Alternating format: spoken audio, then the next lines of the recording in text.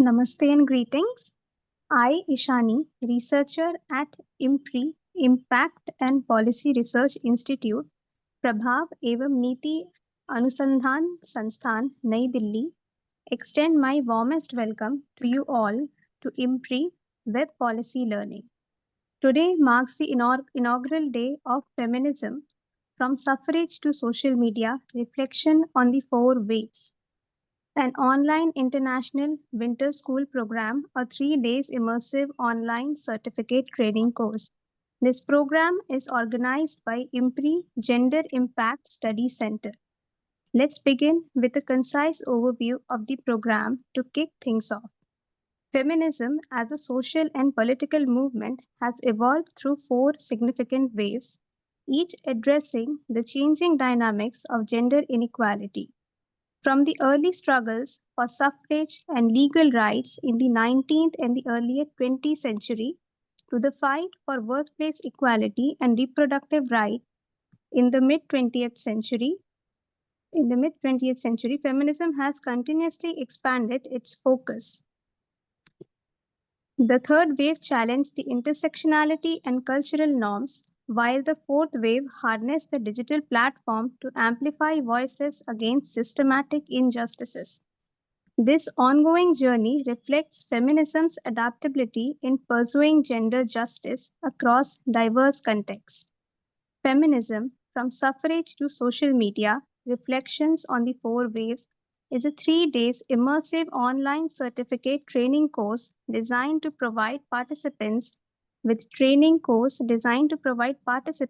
a deep understanding of four major waves of feminism, tracing the movement from early suffrage campaign to the digital activism of today. The course emphasizes interactive learning, encouraging participants to engage with global experts, collaborate with like-minded peers, and critically reflect on the application of feminist principles. By the end of this course, participants will be equipped with historical knowledge, contemporary perspective, and practical tools for contributing to gender justice in their own communities and professional fields. This program has an excellent panel of experts who will be sharing their expertise for the duration of this program. The chair for the program, Professor Vibhuti Patel, visiting distinguished professor at IMPRI. The experts for this 3 day program are Professor Leena Pujari, Professor Polly Wacklin, Professor Vibhuti Patel, Dr. Nabanita Sengupta, Professor Linda Lane, and Professor Roxana. The conveners for the program are Dr. Simi Mehta, CEO and Editorial Director, IMPRI, and Dr. Arjun Kumar, Director, IMPRI. Proceeding further, I heartily welcome you all to the Feminism from Suffrage to Social Media Reflection on the Four Waves. Here in this program, we come together with a shared goal of fostering a deeper understanding of feminist movements, exploring their historical roots, and examining their relevance in today's dynamic social, cultural, and political landscape. Over the next 3 days, we will dive into thought provoking sessions, panel discussions, and interactive workshops designed to challenge assumptions, inspire innovations, and empower each of us to become more effective advocates for gender equality and justice. We have also shared the course outline and reading resources via email for your kind reference and pursuit. Before we start today's session, I would like to announce the housekeeping rules. It is imperative that you join the meeting on time. There will be a Q&A session after each presentation. Share your questions in the Q&A box and not in the chat box. The questions must never be posted as an anonymous attendee. Ensure that your questions are precise. Refrain from making general comments in the question to save time. I now invite the chair of the program, Professor Vibhuti Patel, for her opening remarks. Thank you, Ishani, for providing the background of the course, and welcome our esteemed resource persons and experts, Professor Linda Lin, all the way from Sweden, and Dr. Lina Pujari, today's resource person. And I also would like to, first of all, congratulate the IMPRI team for its hard work and the enthusiasm for this popular course. This is, I think, the fourth time we are organizing course on feminist discourses. And my heartfelt thanks to Dr. Simi Mehta, Dr. Arjun Kumar, coordinator, Ms. Priyanka Negi, and Dr. Vaishali Singh, and today's moderator, Ms. Ishani. It is a teamwork, and you have also provided the background of the four waves. Today we are going to have two expert presentations by Professor Lina Pujari on suffrage movement and women's fight for political representation, and Professor Polly Wakulin on intersectionality in early feminism, race, class, and gender dynamics. Now, about feminism, there have been many. How did feminism origin? What is the genesis of feminism? About that, there are several theories. Many scholars have shown roots of feminist expression in the Therigathas, like Professor Uma Chakravarti has written extensively on it. Collection of poems by early Buddhist women composed over a period of centuries, starting from late 3rd century before the Common Era and ending in the 6th century CE, that means after Common Era.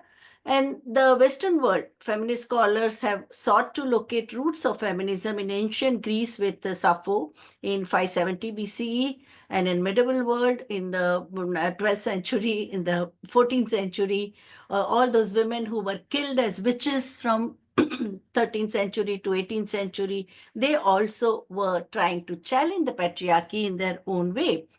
We also saw the Mary Wollstonecraft's work in 1797 and Jane Austen's works in 1817. They also they also express the feminist urges and the urge for the liberation. And these liberative ideologies, they also played a very important role in shaping women's dreams, women's actions, and also their way of determining their own destiny. So Jane Austen and Mary Wollstonecraft have been considered to be the foremothers of modern women in the Western world, while we also had our foremothers in saint poetesses and the social reformers of the 19th century.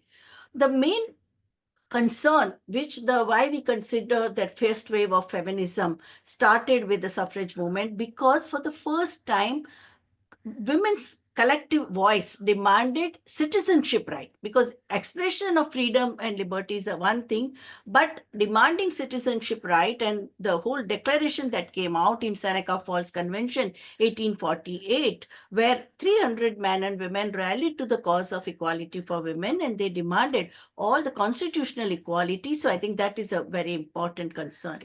My generation, all the resource persons in this course, we are the product of second wave feminism in the 60s. We all were energized into political action as students and youth when we saw so many anti-colonial struggles were happening in Africa, Latin America, and Asia. The anti-war sentiment, like the American invasion on Vietnam, that also energized us. And we realized that after participating in all these larger movements, revolutionary movements, we saw the question, the women's question was always relegated in the background. And this phase demanded autonomy of women from the political bosses, not autonomy from the political scenario outside, but the independent, we should have agenda setting power that came. So many important concerns, such as the sisterhood is powerful was a slogan raised, the question of method of consciousness raising were used, the Bitch Manifesto came out, and so many new left, new Marxist psychoanalytical theories, they also came out. And the central new new investment in campaign against gender-based violence against women, that was very important. And personal is political was the slogan of this era. Where the first wave feminism was generally propelled by middle-class Western cisgender white women, while second phase drew in women of color.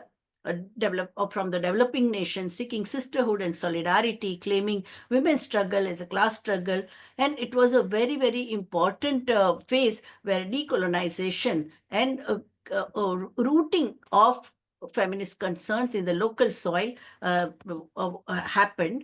Third wave feminism, which began in the mid 90s, was informed by post colonial and postmodern thinking. They challenged the universal womanhood and body, gender, sexuality, heteronormativity. All these the discourses around these categories happened. And third wave feminism also that challenged the mystification of mothers of the earlier women's movement, and also the young feminists. They were proudly they were talking about their body, celebration of the body, and they also more and more focus on individual freedom that happened. And it was also known as a girl feminism, which was global, multicultural, and it shuns the simple answers and artificial categories of identity, gender, and sexuality. And what we saw in the 21st century, emerging of a fourth wave feminism, where you saw where the second wave feminism like us became grandmothers,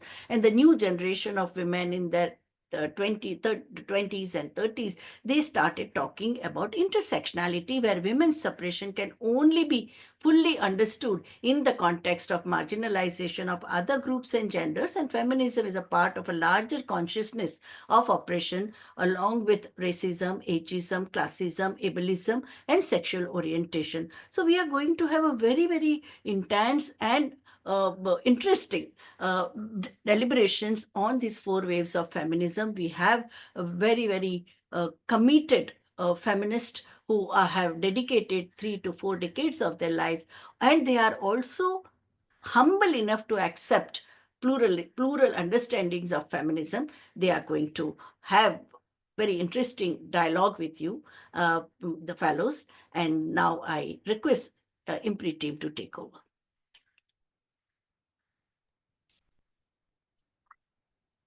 Thank you, ma'am, for setting the tone for this program with your insightful introduction.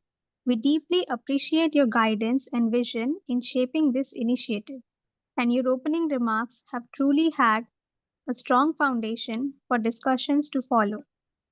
To commence today's session, it is my honor to invite Professor Leena Pujari. Professor Leena Pujari serves as the head of Department of Sociology at KC College, a constituent college of HSNC University. She is the Dean Faculty. She is the Dean Faculty of Interdisciplinary Studies at HSNC University. Professor Leena Pujari will deliver her address on the topic The Suffragette Movement and the Women's Fight for Political Representation. We welcome you, ma'am. The floor is yours. Thank you. Can you hear me? Yes. I don't have my earphone. Thank you so much, Ishani. And it's always a pleasure to be on IMPRI platform. Thank you, Dr. Patel. Thank you, Dr. Arjun Kumar, and the entire team at IMPRI for having me here. I think this is my 4th year at IMPRI, and it just gets better every year. And so Dr. Vibhuti Patel has given a very succinct kind of, she has set the context for the next 3 days deliberations starting from now onwards. And the topic, of course, which has been assigned to me is the suffrage movement, the history of women's suffrage.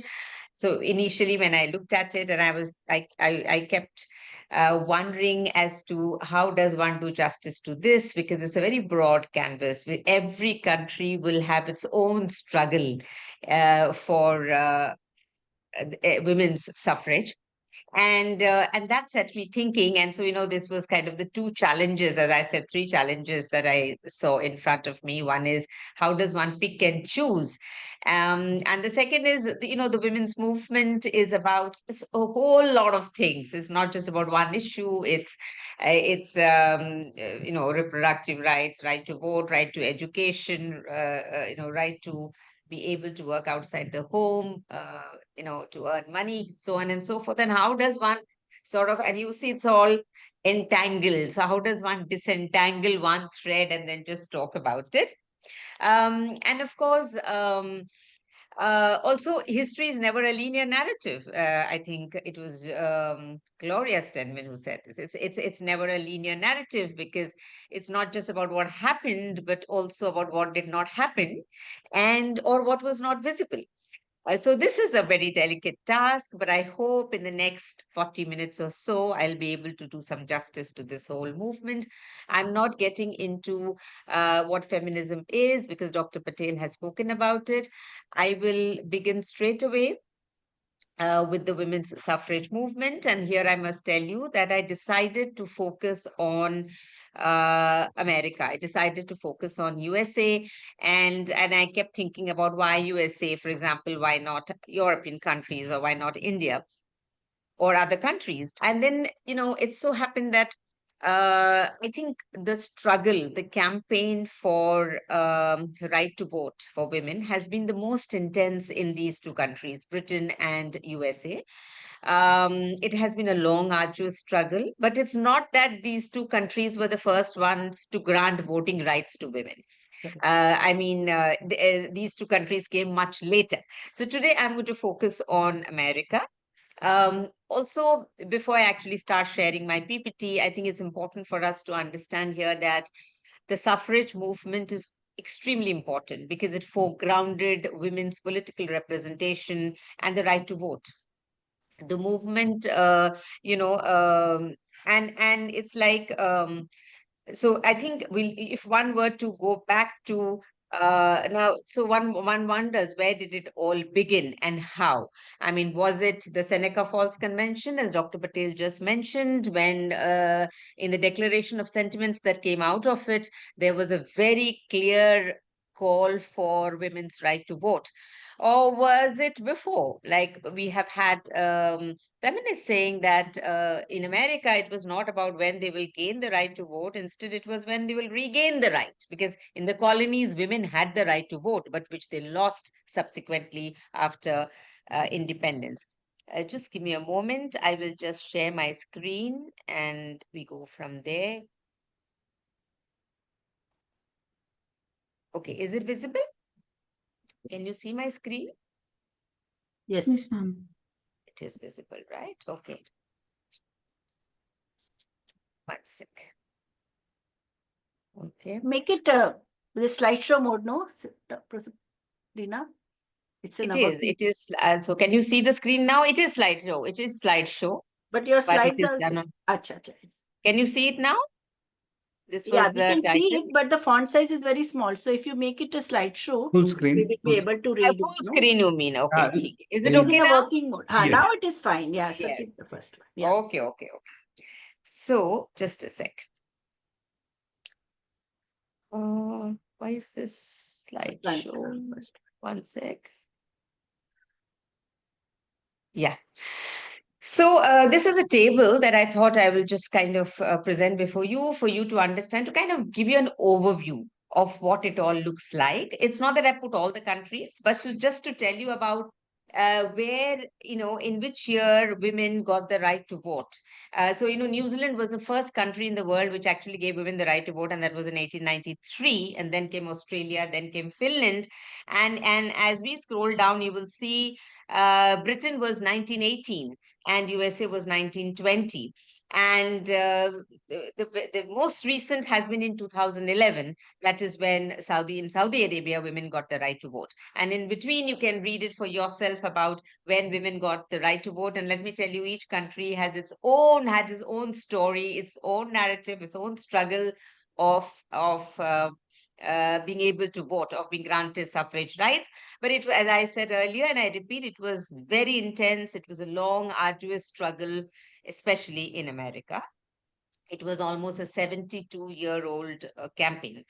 So when did it all begin? As I was saying, because was it the Seneca Falls Convention? In fact, when we have to trace a timeline of the feminist movement, this is where we generally begin. It is with 1848, when a group of women who were, in fact, very, very active in the abolitionist movement, the anti slavery movement, actually came together, five of them, uh, Elizabeth Stanton, Lucretia Mott, especially, and of course, Matilda Gage, when they came together and they decided to form an all women committee because of their previous experiences of having worked in various movements, primarily in the abolitionist movement, and of not being given a chance to speak and being asked to always be the backbenchers, to be listeners, to be spectators, but not given the right to speak. It was this experience that led them to the Seneca Falls Convention in 1848. But if we think this is the beginning, there are scholars and feminists who have contested this, and they said, but women anyway had the right to vote. Native American women voted in the colonies. But it is another thing that gradually, with independence in 1776, and gradually, even after independence, some of the colonies, some of the states allowed women to vote. But by and by, we see that the right to vote was withdrawn. And the new language that was adopted by the states used words like free men, free white men, male person, and man to exclude women, and then, of course, black men from voting. And we have gone through different phases when they said that all men, in fact, had the right to vote from the beginning. But later it went to things like only men who have a minimum amount of bank balance, who have some property, who can vote, which was $250 at that point of time. And then when that came, of course, many black men who didn't have that did not, then the right to vote was taken away from them. So what people have asked is it about gaining the right to vote, or was it about regaining? So this were some of the early women suffragists. So you have Susan B. Anthony, Lucretia Mott, you have Elizabeth Stanton, Matilda Gage. They were some of the very famous women. Of course, all white middle class women, but they carried on a relentless campaign for women's rights, especially for the right to suffrage for women. And of course, they were at the forefront of the campaign for several other rights for women. But I think around 1850 or a little later, almost all of them, this was something that was the main agenda, the women's right to vote. Of course, there was a terrible backlash that followed immediately after the Seneca Falls Convention. And you can see here, these were the two newspapers which reported. One of them said, a woman is nobody, a wife is everything. The ladies of Philadelphia resolved to maintain their rights as wives, valets, virgins, and mothers, right? And another said, this was Greeley, was a little kinder, but then said that women have now found the demand for equal political rights, and he says it's pretty improper. Yet, however unwise and mistaken the demand, it is but the assertion of a natural right, and as such must be conceded.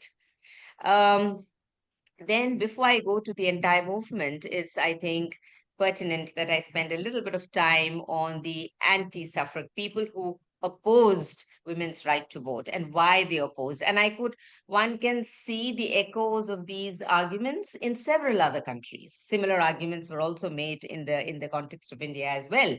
So one of the reasons why it was opposed was voting was seen as an absolute honor.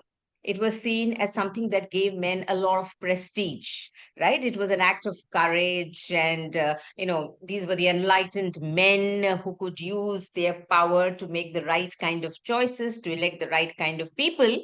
So the thought of giving women this power was like emasculating the men.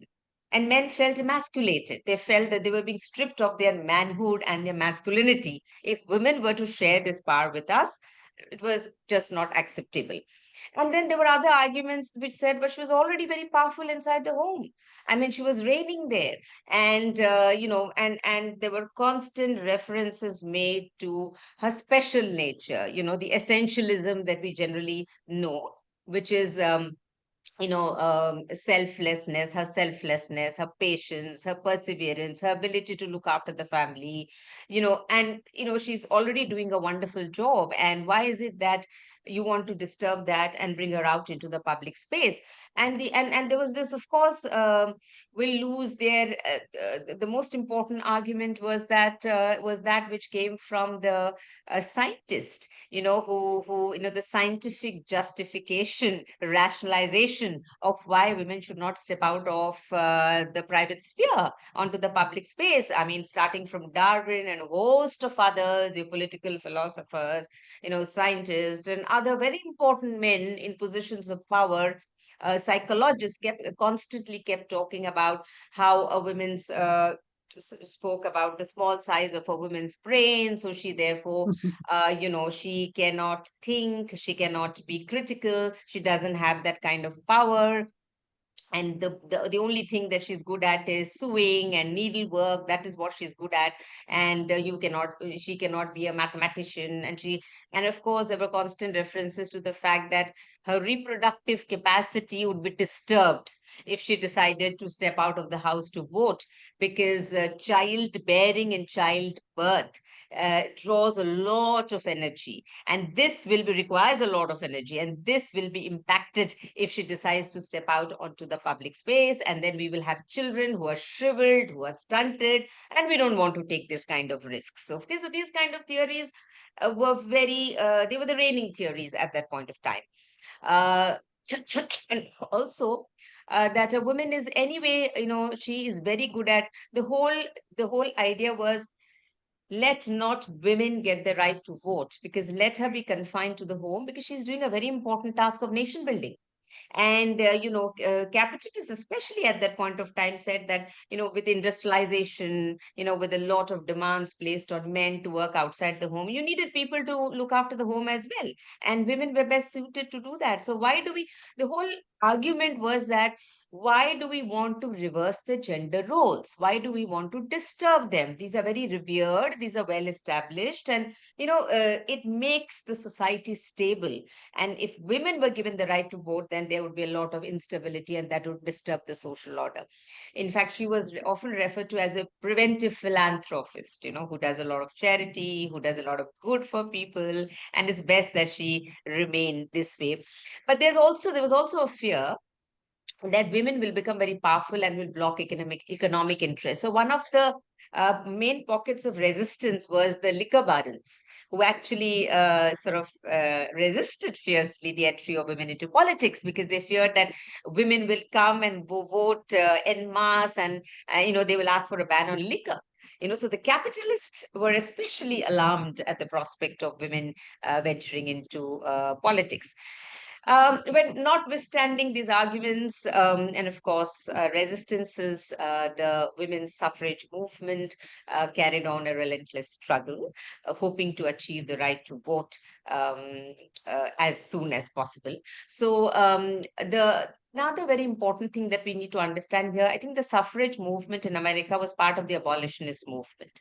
It was within their struggle to end slavery that women learned a lot about how to raise funds, how to speak in public, how to organize meetings, how to find agreement in the midst of disagreement. So I think, or how to petition. So all of these were very important. This was an important training ground for women.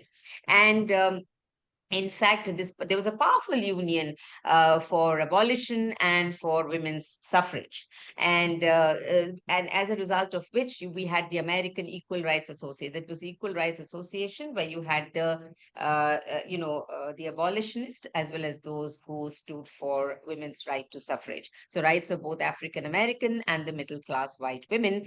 And in fact, one of the reasons why this is something that has often been asked, why white middle class women lend so much of support to the anti-slavery struggle. I mean, we know that between the North and the South in America, it was slavery was intense in the southern states. So it was obviously to end that slavery. And women, of course, lend their support to it. And one of the reasons was that women found parallels between their situation. They often referred to themselves as a caged women, white women, and they saw some parallels between their own situation and those of the Black men.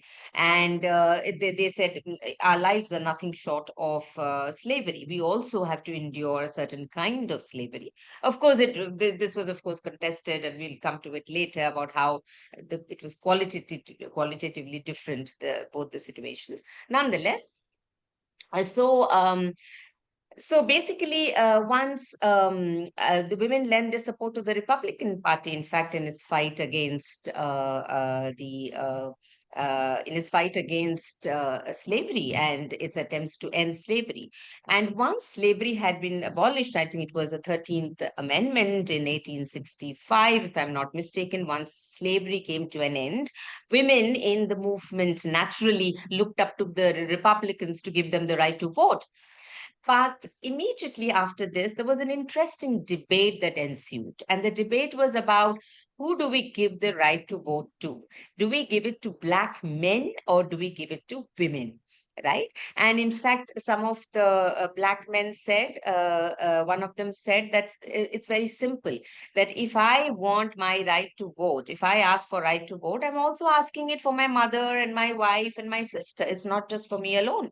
But there were some among them, especially white women, like I think Lucy Stone, who said, for now, maybe the question of women's right to vote can take a backseat, and this is the Negro hour. She called it the Negro hour. It was important for the African American men to have the voting rights, because what was witnessed was, even with slavery being abolished, there was a horrific backlash that followed against the blacks in the southern states. Lynchings, killings, riots, mobs, became rampant, became routine. And some of the men thought that perhaps if they get a right to vote, they will have some voice. They will be able to make a difference somewhere. Okay. And of course, so therefore, the white middle class, some of the women said, is all right. Maybe for now, this is the Negro hour. Uh, but this was something that was not taken. Obviously, this was something which enraged Elizabeth Stanton. And she said that this is just not acceptable.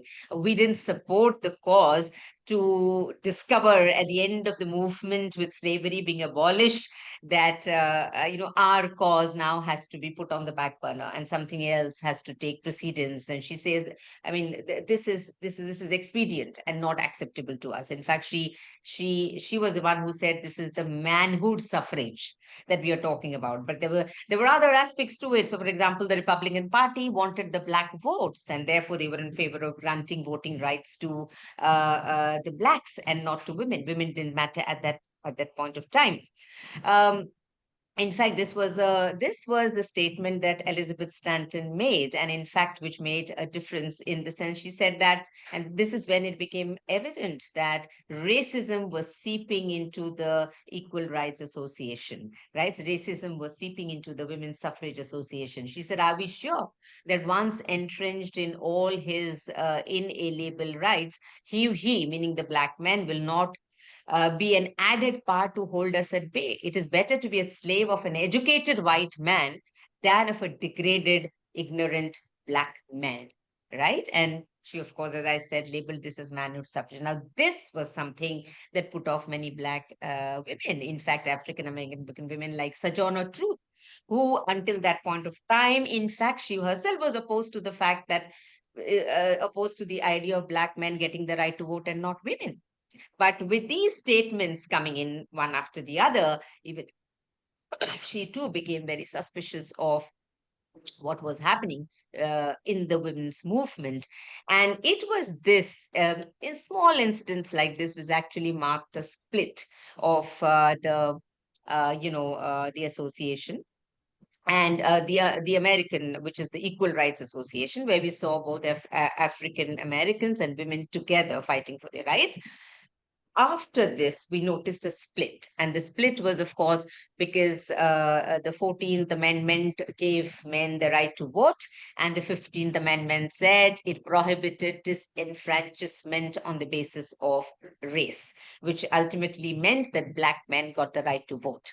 And this marked the split. It brought to an end the powerful union for Black liberation and women's liberation. And then from this emerged two different associations. One was the Women's Suffrage Association, and the other were National Women's Suffrage Association, and the other was the American Women's Suffrage Association. And both of them seem to be working in diametrically opposite ways. I mean, the National Women's Suffrage Association, was led by Stanton, and then of course Susan B. Anthony took over later. Whereas the American Women's Suffrage Association was very, very conservative in its thinking, and we could see Christian theology gradually seeping into its functioning and into its ranks. And while the National Women's Suffrage Association seemed very progressive because they were asking for federal suffrage, right? They said that I think it is our constitution, the American Constitution, we should give the voting right to everybody. But the other American Women's Suffrage Association, they said no, that let the states, which have their own constitution, let them give the right to vote. But that was actually a very dangerous proposition, which some of them felt at that point of time, because if states can give you the right, they can also take it away from you. That wasn't a very safe mechanism. And NWSA made direct attack and, carried on a very, very proactive and a very, very visible struggle. But the others, AWSA, the appeal was to Christian theology, and ultimately they moved into things like we need the right to vote for women because we have to protect our race, the Anglo-Saxon race. So suffrage not for women's, not so much for women, but because so that women can become protectors of the race.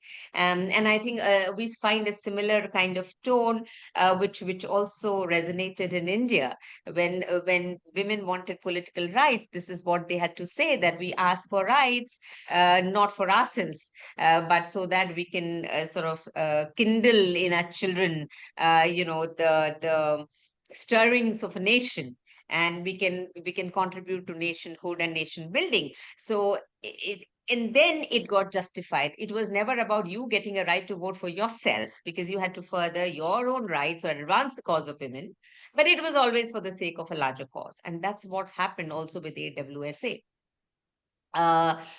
Now, of course, over a period of, and there were, both the groups, there were a lot of debate that happened, and both the groups, in fact, invited each other for debates, and they would often gate crash into each other's meetings, and a lot of unpleasantness ensued.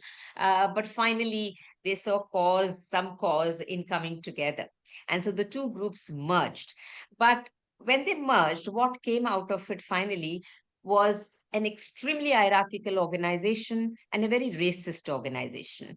So by that time, what had happened was Elizabeth Stanton, she had almost given up hope of ever being able to see when women in America got a right to vote. And she, in fact, left and she handed over the reins to Susan B. Anthony and said, you become the president of the National American Women's Suffrage Association. But what then came into the organization was a lot of racism. As I said earlier, lynchings and attacks on Blacks had become the order of the day in the South. Now, this organization remained silent, completely silent, did not stand up even once to protest against this. And or after some time, after being given the right to vote, the Blacks, in fact, were disenfranchised again. The right to vote was taken back from them. Even then, the movement remained silent. Later on, in 1893, in fact, they passed a resolution, and then we see xenophobia coming in also. So they passed a resolution that said voting rights should only be given to the literates, okay, which effectively meant that and it was a fact that in almost all the states in America, there were more number of women, and these were all white women, who could read and write than Black men or immigrant men and the native white workers. It was a given fact, so which effectively meant that if you give a voting right to only those who can read and write, it was but obvious that others, immigrant men, African American men, and Black women, were totally out of the radar. So in many ways, this was also an attack on the working class as a whole, because it effectively blocked their rights. And in fact, what we and given this scenario, given the intense racism that one witnessed within this movement, within the National American Suffrage Association, the Black women dissociated themselves from the organization and formed their own Black Suffrage Association. And I must also tell you here that a group of 6,000 Black women petitioned to the National American Women Suffrage Association, asking that they be added to the group, that they be added to the organization. 6 times they petitioned, and every time they petitioned, they were told no, their request would not be granted. And why? Just because the white middle class women were worried that if they allowed the entry of Black women, they would not get the support of white women in the southern states for women's suffrage movement. And they didn't want to risk losing that support. So the entry of, in fact, one of their greatest proponents and one of the leading, a man who was one of the leading advocates of women's rights, Frederick Douglass. In fact, he has often been referred to as a women's rights man, because he was so firm, determined in his resolve to stand by women for their rights. Okay. He was also very disappointed with this. He was in fact a friend of Elizabeth Stanton and Susan B. Anthony, and he was extremely disappointed with this. And when we had the Black women's suffrage that came out of it. So these are some of the names only. Ida B. Wells, in fact, she formed an organization called the Alpha, and they were all friends together. She was a very good friend of Elizabeth Stanton, and they broke away. And one could see a very distinct difference in the way the white women's groups operated and the way the Black women's groups operated. You know, the Black women's groups, interestingly, for suffrage, what I meant was for suffrage, they had the support of their husbands. They had the support of the men of their community, something which was not there in the case of white women. What we also saw was imperialism. So this is when America conquered states like Cuba, Puerto Rico, and in fact, within the Women's Suffrage Association, we heard statements about how women in colonies were referred to as new possessions. And the women said even our new possessions must be given the right to vote. You know, one could see. So that this was the interesting combination. Look at the intersections and the way they played out. Imperialism, class, there was also class inequality, that was imperialism, racism. And it seemed as though white supremacy and male supremacy had a very easy courtship. You know, along with ideas of white supremacy emerged ideas of female inferiority. So the whole idea was, they seemed to walk hand in hand. So now it became important for women to be given the right to vote so that they could save their race. And the race was in danger. You know, what we heard was this threat to their race, to the purity of their race. There was a threat to the purity of their race, and the race had to be protected. The purity had to be protected from people who might render it impure. And for this, it was important that women vote, women be given the right to vote, which meant they'll be able to choose people, who can protect their race. That was the whole assertion. Now, working women, and there was a lot of class inequality as well within the women's suffrage movement. So the women's suffrage movement, which actually seemed to sort of start off on a very equal footing in terms of recognizing the needs of other vulnerable sections as well, and not just prioritizing their needs, somewhere along the way turned into a platform to just support the cause of white middle class women to the exclusion of everyone else. And which also included the working women. When Elizabeth Stanton reached out to the working class women, saying that, and for Elizabeth Stanton, uh, for her, sexism was a bigger danger than classism or racism, which is why when women wanted to strike work along with men, she asked them not to. She said, that's not necessary. You have to fight against the men. Why do you want to stop work, right? But working women did not raise the banner of suffrage when she reached out to them, saying, and she went to their associations to speak to them, the trade union association. They seemed quite disinclined initially, because for them this was not the immediate need. The immediate need was about food, was about housing, was about education, was about other important things, very, very, very expedient, very immediate, and the right to vote. And some of them, in fact, said, how does it matter? Our men have the right to vote. And they have been voting, but there seems to be no dent in our position. Our men did vote at one point of time. So it doesn't really make sense that you asked us to be part of the movement, because this is not a priority. But of course, over a period of time, they realized. In fact, one of them very beautifully said, don't recall her name at the moment, but she said that you all are making laws for us. I mean, of the, I think, 8 million working class women who we had in America at that point of time, almost 2 million were Black women.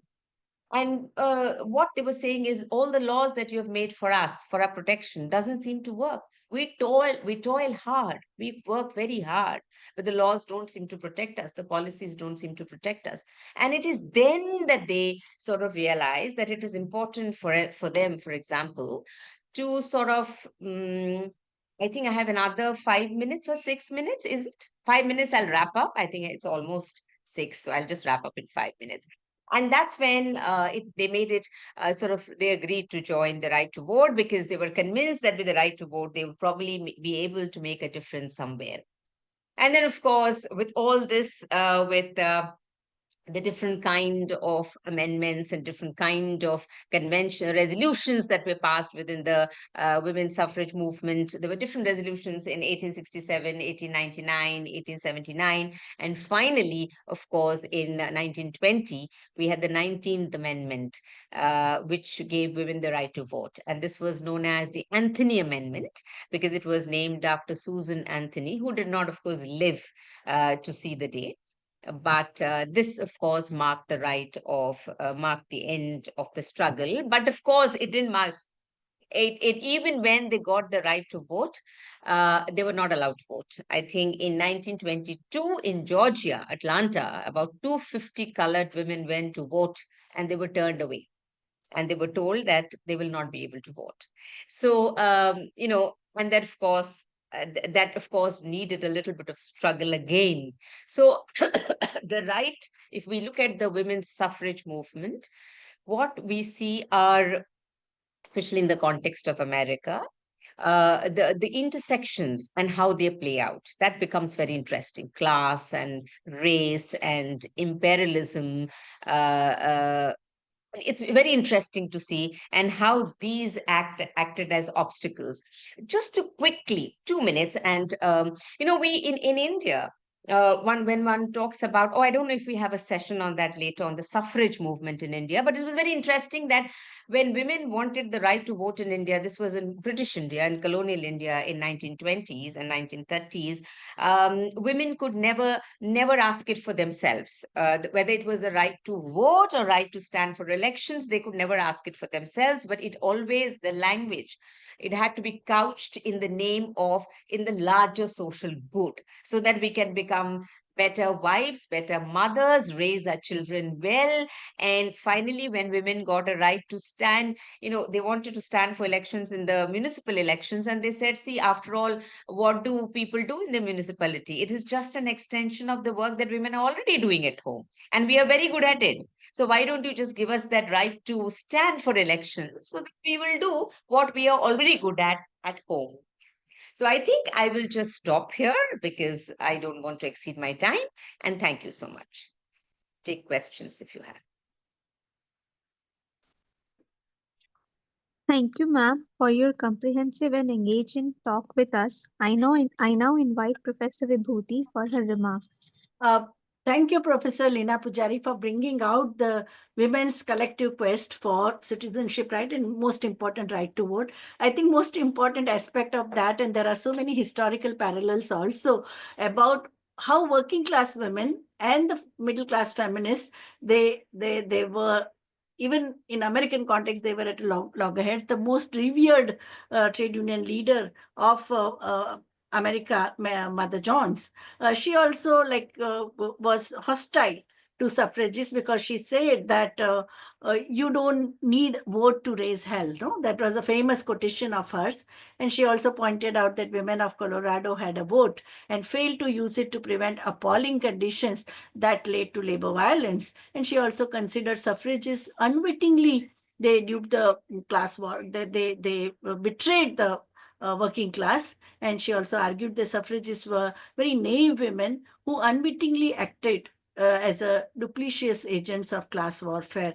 So I think this we have seen in other contexts also, because this was initially even in India, like that was the allegation the Dalit feminist or the working class movement had. In fact, I remember so many times we being questioned, choose your loyalty, working class or feminism. No, so that has happened because of this kind of a historical, the middle class bias or the upper class bias or insensitivity. Or women from African National Congress, they also challenge the white women of enjoying all the privileges of apartheid.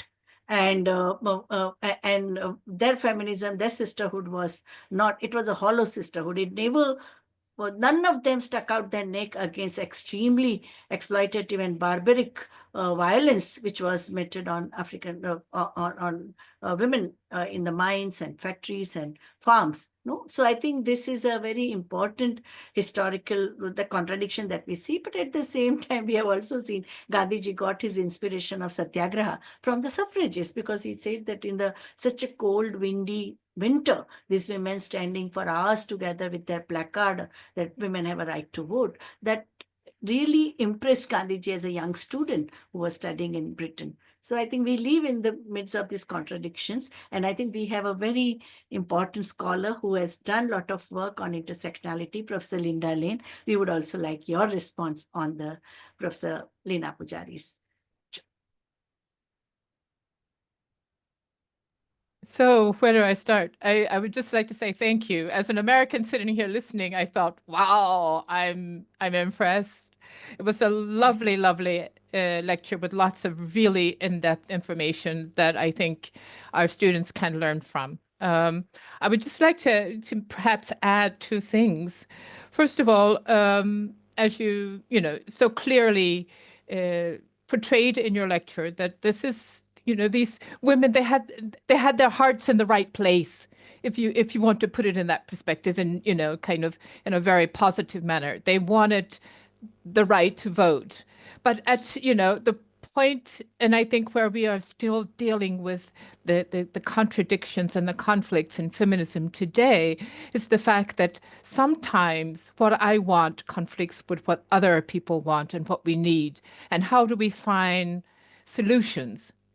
Now, in this case, as you so clearly pointed out, it went in the opposite direction. We decided we don't want a solution. We'll just go with where we have power already, and that is already in the hands of middle-class white women.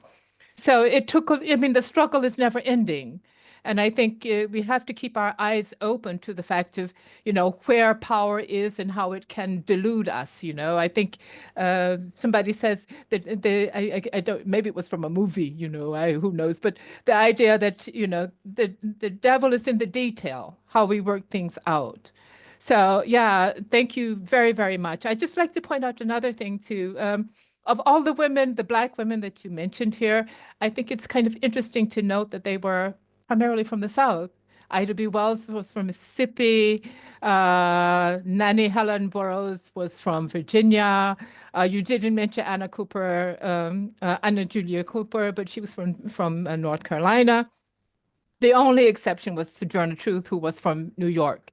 So you have, a kind of a race-based movement growing out of people coming from the South with the experiences of perhaps not slave as being slaves themselves, but having the experiences of their parents, their grandparents being part of this kind of slave economy, who are, educated, who are making moves towards trying to be a part of this bigger America, but finding themselves closed out because of how we choose to define what is the best for everyone. And as you so clearly pointed out, when we move over from the struggle for equality to a struggle to save the race, we are in very, very difficult territory. So thank you very much for an interesting and very thought-provoking lecture. Thank you, Professor Linda. I think coming from you, it means a lot. There were many other facets, which of course one could not bring in because one is always concerned about the time. But thank you so much. Thank you so much, ma'am. Proceeding with the Q&A now. Participants can now put their questions in the Q&A box or chat box or simply raise their hands. Fellows are requested to kindly accept join as panelist, which will allow them to turn on videos and access mic or audios. Kindly raise your hands and we will call out the names. Akanksha Duhan.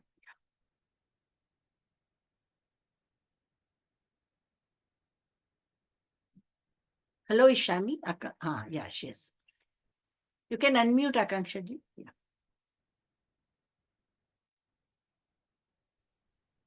Switch on your video. Yeah. Hello, ma'am.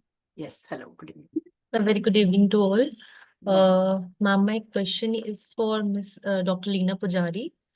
You mentioned that Black women had support of their men, but white women didn't. So you also mentioned that Black men were not very literate at that time. Mostly they came out of slavery. So why Black men was supporting their women? We understood that white men were not, because they wanted to have power and autonomy over all their women. Then why Black men supported?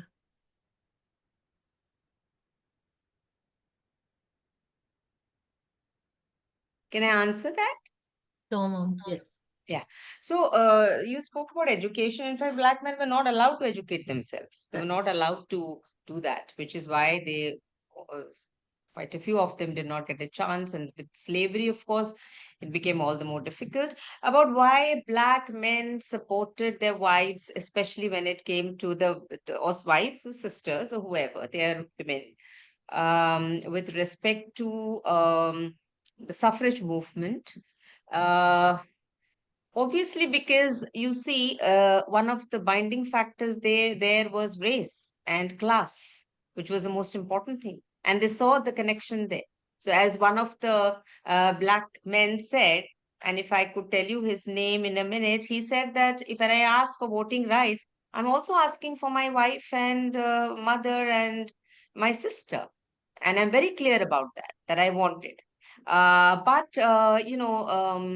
So Frederick Douglass, for example, he said it is important. He was one of the greatest advocates of women's rights. But when he saw the racism within the movement, and he said that is how it was portrayed. It is expedient that Black men get the voting right first, given the dangerous condition in which they find themselves in. Right? So it became extremely urgent and, in fact, a priority. Every time that white women said our condition is just like them, the people said, of course not. That is a qualitative, huge difference in the condition of Black men and those of white women. There is no comparison there. There's so much of difference in terms of what. So therefore, one cannot say that it was equally necessary for both of them at that point of time. Obviously, it was necessary. Angela Davis writes beautifully on this in a book, Women, Race and Class, Sex, Race and Class, where she talks about how Frederick Douglass, in fact, was accused to be a very patriarchal and sexist and misogynist because he made that statement. But he said it was necessary at that point of time, given the condition. So if that has answered your question. Thank you, ma'am. Thank you, ma'am. Alia ji has raised their hand. Alia ji, please go ahead.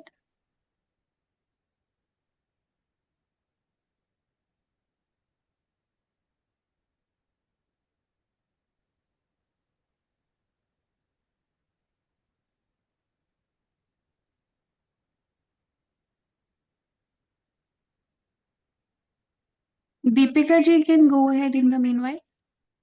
So we have one question from Deepika ji in the Q&A box. Should I read out? She wants to read out and ask herself later. Otherwise, you read out. Yes. All right. Yeah. Am I audible?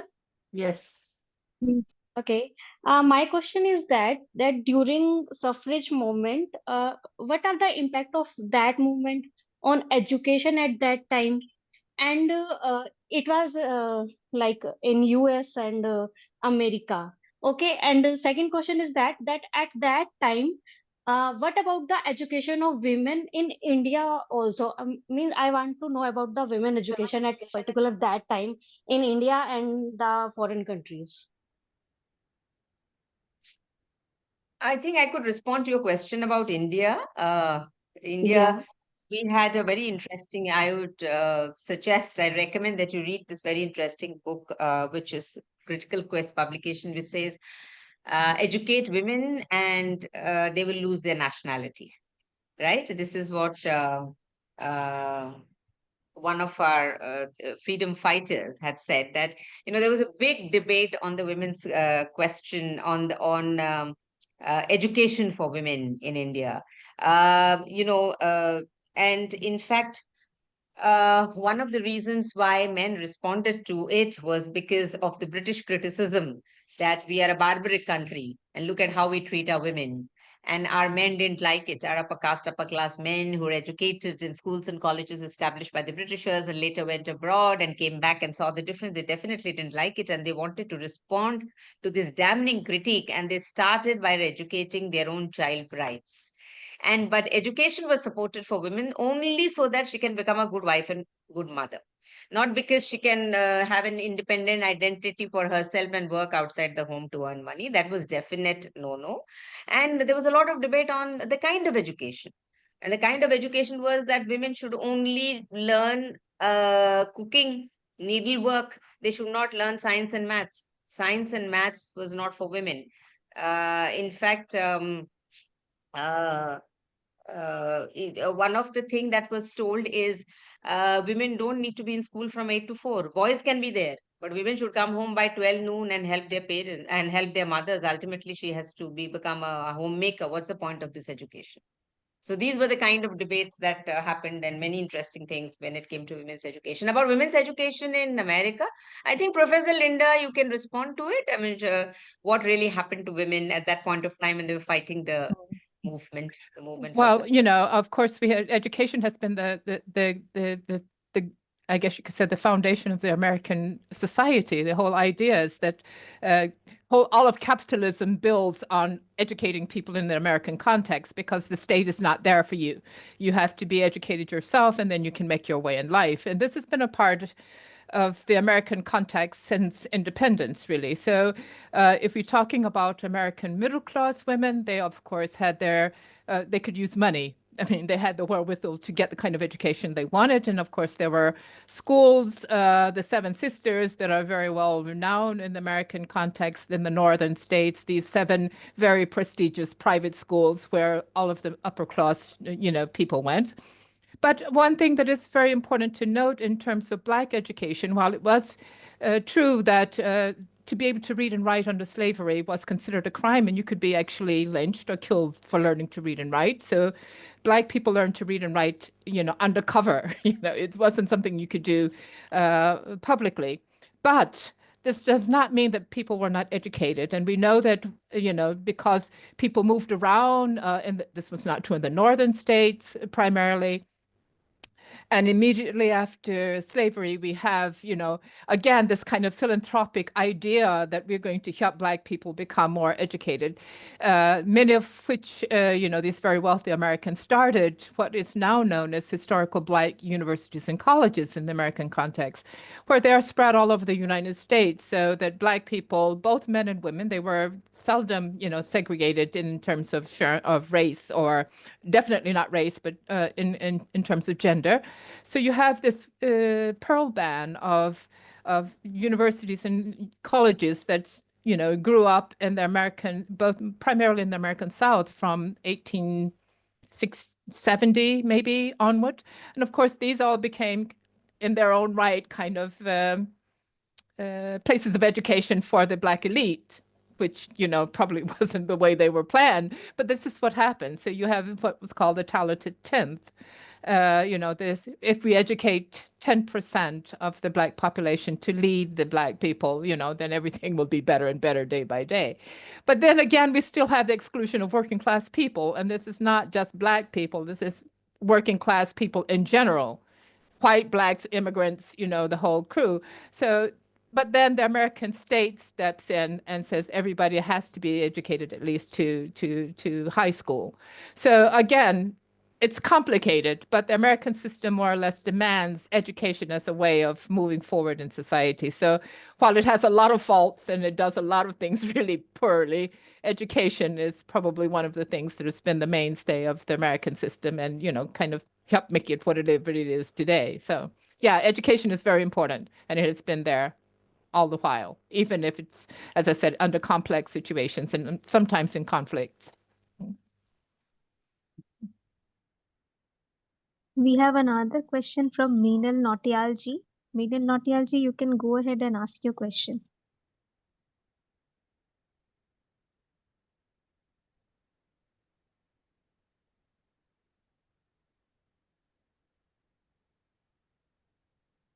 Ishani, you can read out the question.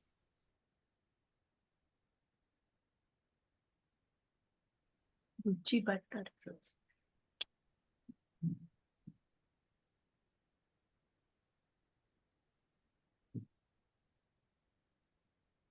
So Meenal Nautiyalji's question is,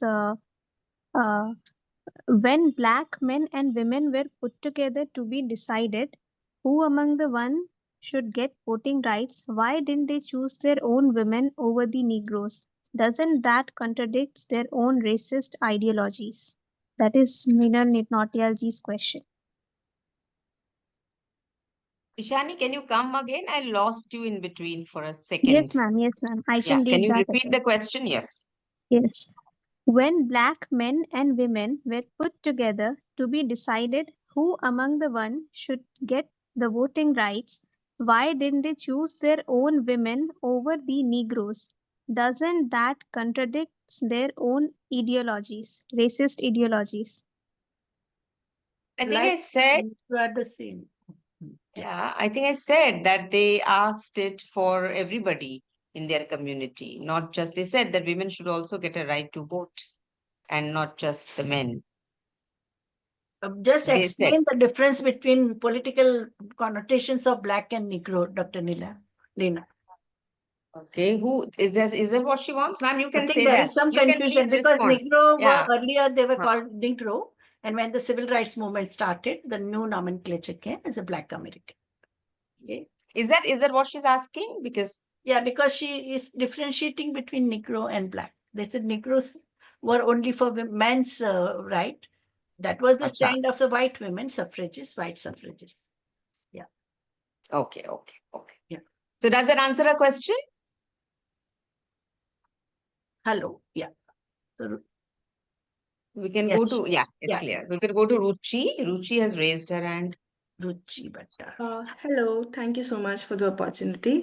Thank you for the great presentation. I would love to know in great length about the suffragette movement of women in India.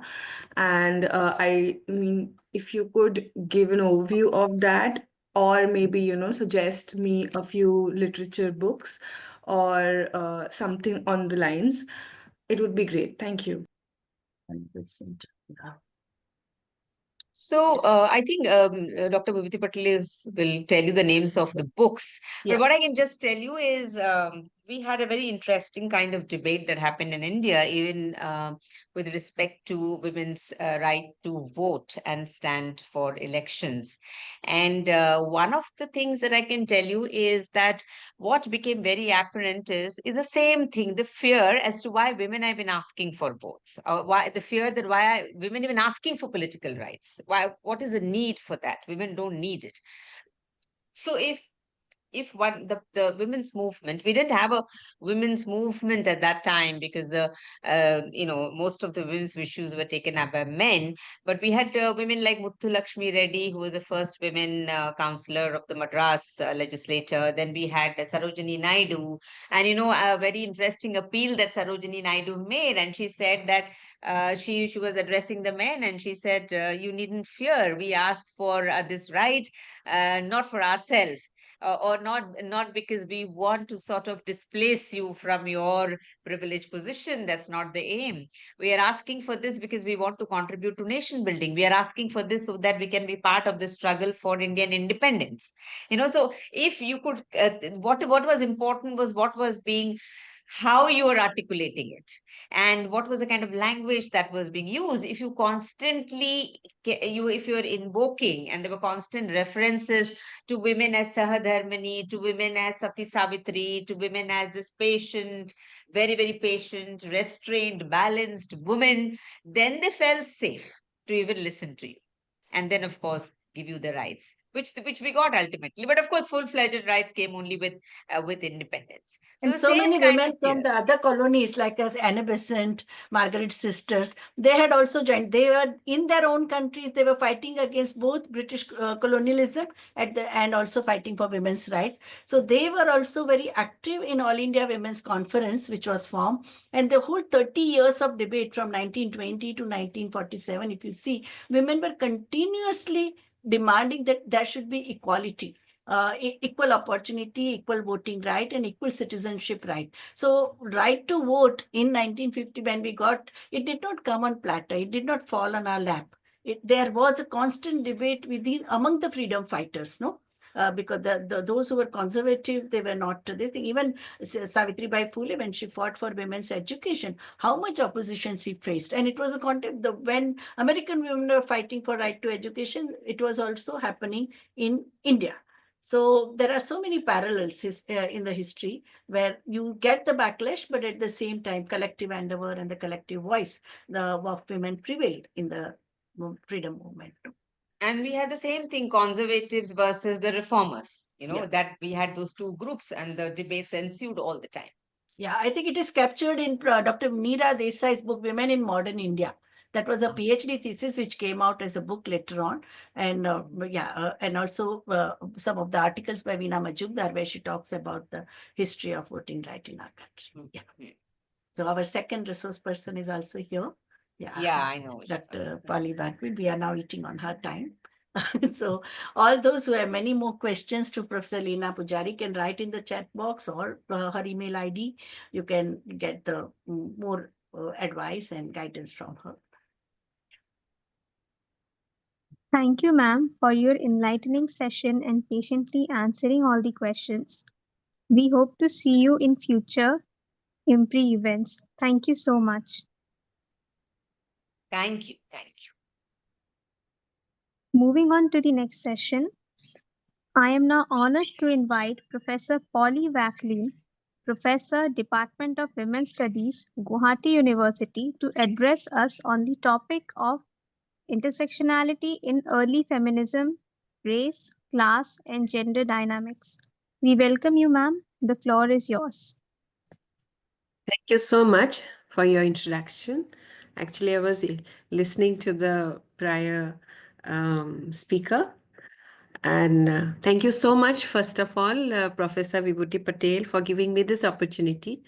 And you really made me read a lot because this is an area where, where we hardly find, because when Professor Vibhuti Patel reached me out, then I said that I'm not an expert in movement because I usually take classes of different topics, but I had to read and I said that let me focus on Northeast to be on the safer side. But it was not safer. It was difficult because Professor Patel knows how difficult it is to find materials about women from the Northeast. So in this presentation, I'll be focusing on early feminism, early feminist movement, which happened in the Northeast. So I'll just share my presentation, then it will become easier for us to.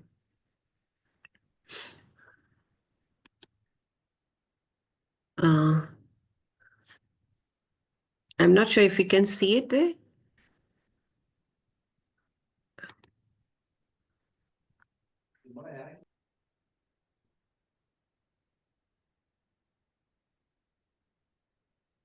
Ma'am, should I share the presentation? No, I have it. Thank you. Okay. Yeah, So we can see. you can see it? One second. Yes. I feel more comfortable to maneuver mine. It is in a working mode, madam. If you can make it in a slideshow mode, we'll be able to. Yeah. So I'll be talking about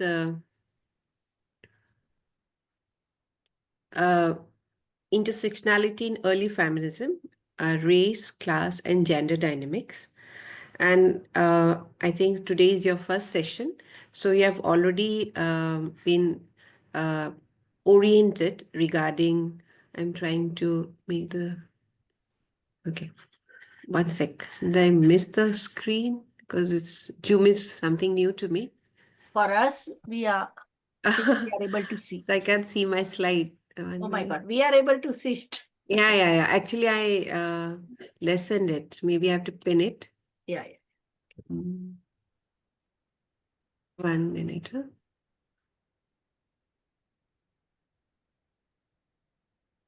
Wait, I'll just stop sharing, then I'll.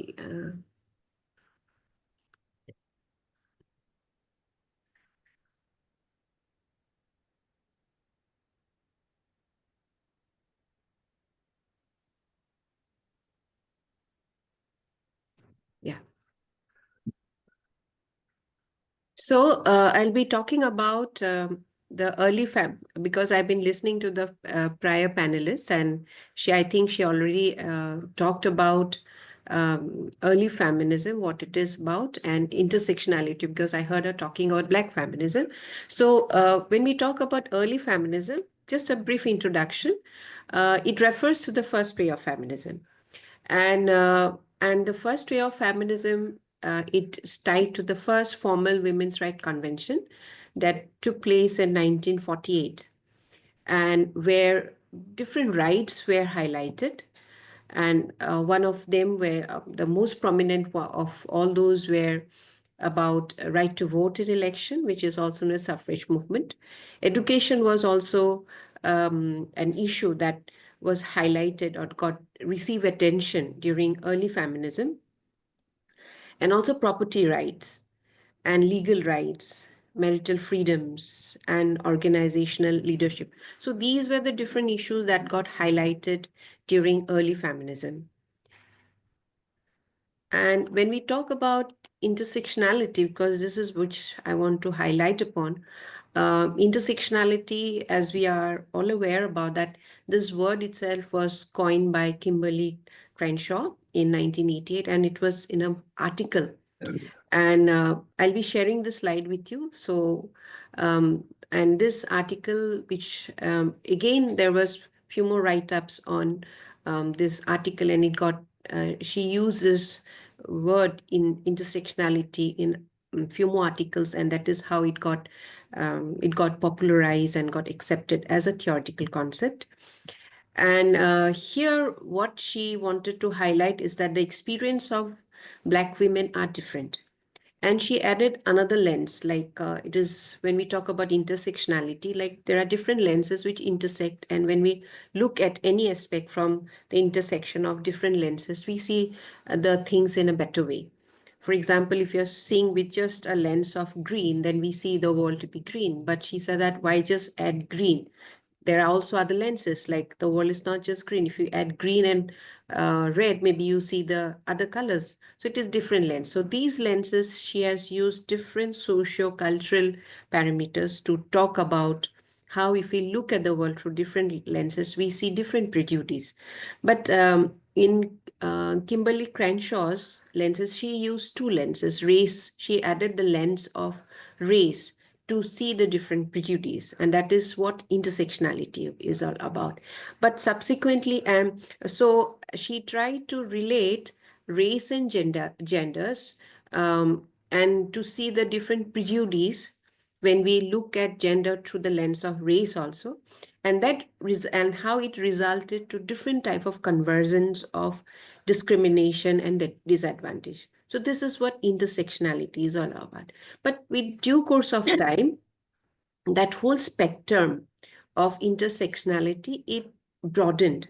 So initially it was race and gender, but the whole spectrum of intersectionality, it's gradually expanded. It became another lens. Sexual orientation was another lens which got added. Age, physical and intellectual disability, and dimension of individual identity also became a lens. So these are the different lenses which got added subsequently to look into that issue instead of looking at just a problem from one lens. So in this presentation, in this deliberation, I would like to add one more lens, that is about space and place, along with the other lenses like race, ethnicity. Because when we talk about Northeast India, and when we want to look at first wave of or early feminism in Northeast, I feel that space and place gives another dimension along with the other dimension, existing dimension. So, and when I was thinking about like how we can look at early feminism in Northeast, and how it is different, and when I did the reading, there are different similarities also, and it is also very distinctive in certain ways. And when we talk about early feminism, intersectionality, and Northeast India, I feel that this area, Northeast area, is a lesser documented arena. Like when we talk about early feminism and looking at it from intersectionality, then I feel that, and Northeast, when we have the intersection of all these three, I feel that it is a lesser documented area, Northeast as a whole. And at the same time, when we look at Northeast India prior to independence, it had and also has its own distinctive characteristics. First of all, I would like to say about the geographical location. Now, when we talk about the geographical location itself has created a space of its own, because Northeast India is linked with the entire India through a small bottleneck of maybe 22 to 23 kilometer, just north of Bangladesh. So in that part.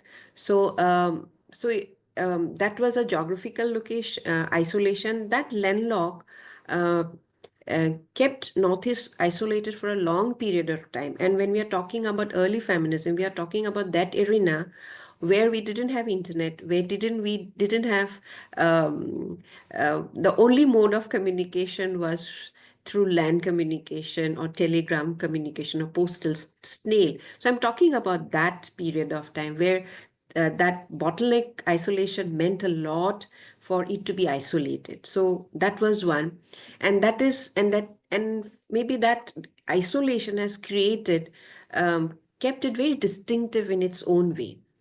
And again, when we look at this location from geographical point of view, this whole of northeastern area has plains, it has valleys, it has mountains, it has forests and plateaus also. So it is like but majority of the land is a hilly area, but not the entire part. So because of this geographical location, the people in this area and women had their own struggles and they had their own livelihood strategies. And this had an impact on early feminism also. And at the same time, when we look at northeastern India, uh, from political circumstances, we see that it is the eastern frontier. It is the eastern corner of India, and it has a very porous boundary. It has a very porous border, unlike India and Pakistan, which has a very strong borderline, and we have a desert there. But certain border, it had a very porous border, and this porous border still exists in certain parts of Bangladesh. And when we look at this political circumstance and this porous border had a role to play in early feminism also, because of the different type of trade which was happening, which was not acceptable. For example, opium trade, drugs trafficking, which happened in the later part, but opium trade which happened in the early feminism. So those were the issues of women during that period of time. Those were the social issues in Northeast India, and which is also there even now, but it was there from that period of time. And at the same time, Northeast had seen 4 very distinctive political aggression. For example, World War II, when we had this Kohima War in 1944, and we had the partition where East India was demarcated, which is present Bangladesh. Then Chinese aggression in 1962, and again Bangladesh Liberation War 1947. So all these had created a different type of scenario, had created a distinctive type of scenario of Northeast India. And at the same time, it is considered one of the most ethnical diversified region of the world. This is one of the sources says, and it is very ethnically, it is very distinctive and very diverse. And all these factors, geographical, political, and ethnic diversities and distinctiveness, places women in a different position. And the power dynamic is also different, at the same time distinctive also. So maybe this illustration will give you a better idea about what I'm talking about. So this is the map of India. So when I'm talking about Northeast, now Sikkim is added to Northeast, but here when I'm in today's deliberation, I'm excluding out Sikkim. So I'll be basically talking about the 7 states which forms Northeast India. As I said, it says, when I talked about the international boundary, it shares boundaries with 5 different nations: China, Bhutan, Nepal, Myanmar, and Bangladesh. And for a very long period of time, we have been receiving refugees from refugees from Bangladesh at present time, but we have been receiving refugees from Bhutan, Tibet, and Myanmar. So the whole dynamics changes. And when we look at the ethnic background, it is the home of more than 160 different type of scheduled tribes. And here, to all the student friends and the research scholar who are present here, I'd like to tell you that when we talk about tribals in Northeast India, it has a very distinctive understanding. Like here, tribal is not considered as a derogatory word. But it is the tribal communities, they take pride in themselves, calling themselves and identifying themselves with their own tribes. So when I talk about the tribes, so the tribal people or the scheduled tribes, they identify scheduled tribes, 660 identified scheduled tribes. They take pride in themselves. And so these tribes, it scatters across the 160 distinctive scheduled tribes, scatters across the entire northeastern region.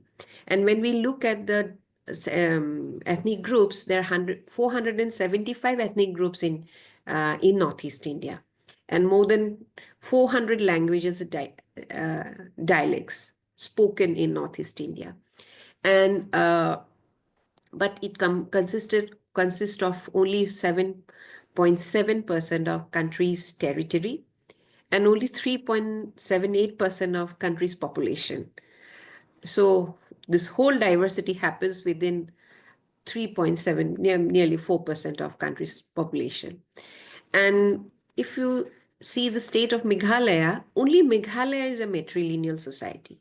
So people have an understanding the whole of Northeast is a matrilineal society, which is not true.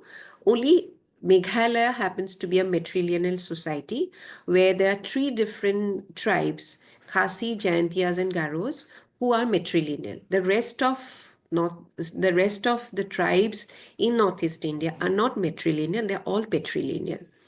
And most of the states, most of the states of Northeast India have customary laws. They fall under 6th schedule of the Indian Constitution, and they have their own customary laws. And these customary laws, most of the customary laws are uncodified. They are not written, they are oral. So all this makes the situation or places Northeast in a very distinctive way, and thereby early feminism also comes in with all this distinctiveness. So this is what I'm trying to say. When we talk about Northeast, if you see only the yellow parts are the plain areas. So only Assam, majority part of Assam happens to lie within the plain areas. The rest of the areas are hilly areas. And why I wanted to give you a geographical understanding about it, because this hilly terrain has also led to the restriction of forming collectives, where when we talk about early feminism or when we talk about women as collectives, which we do not see it so very flourishing in Northeast India, because it is a hilly terrain and people, the different community stays in isolation, and thereby forming collective was unheard of. They had their own clangs, and the clan has their own identities. So, but then also there we see that women participating as individuals in the hilly areas, in the hilly terrains of Northeastern India, as individual, or they have got or their contribution is seen more as an individual than as women collectives. So we do not see very strong movement in the entire Northeastern region. And again, but we see this early feminism, when I looked into the different texts and all, it is seen more in Assam area, because maybe more so because of the terrain and the plain area which was there, which led the mobility. There was greater mobility among the women in Assam, and also in Manipur. I don't know if you can see my, so if you see Manipur, only in Manipur we see strong collective or women organizing as groups and forming in the early feminism part. And Tripura again has another type of characteristic, because the plain areas of Tripura is more so towards Bangladesh. So, and then towards Indian part. So it was prior to, during early feminism part, Bangladesh was also part of this entire area.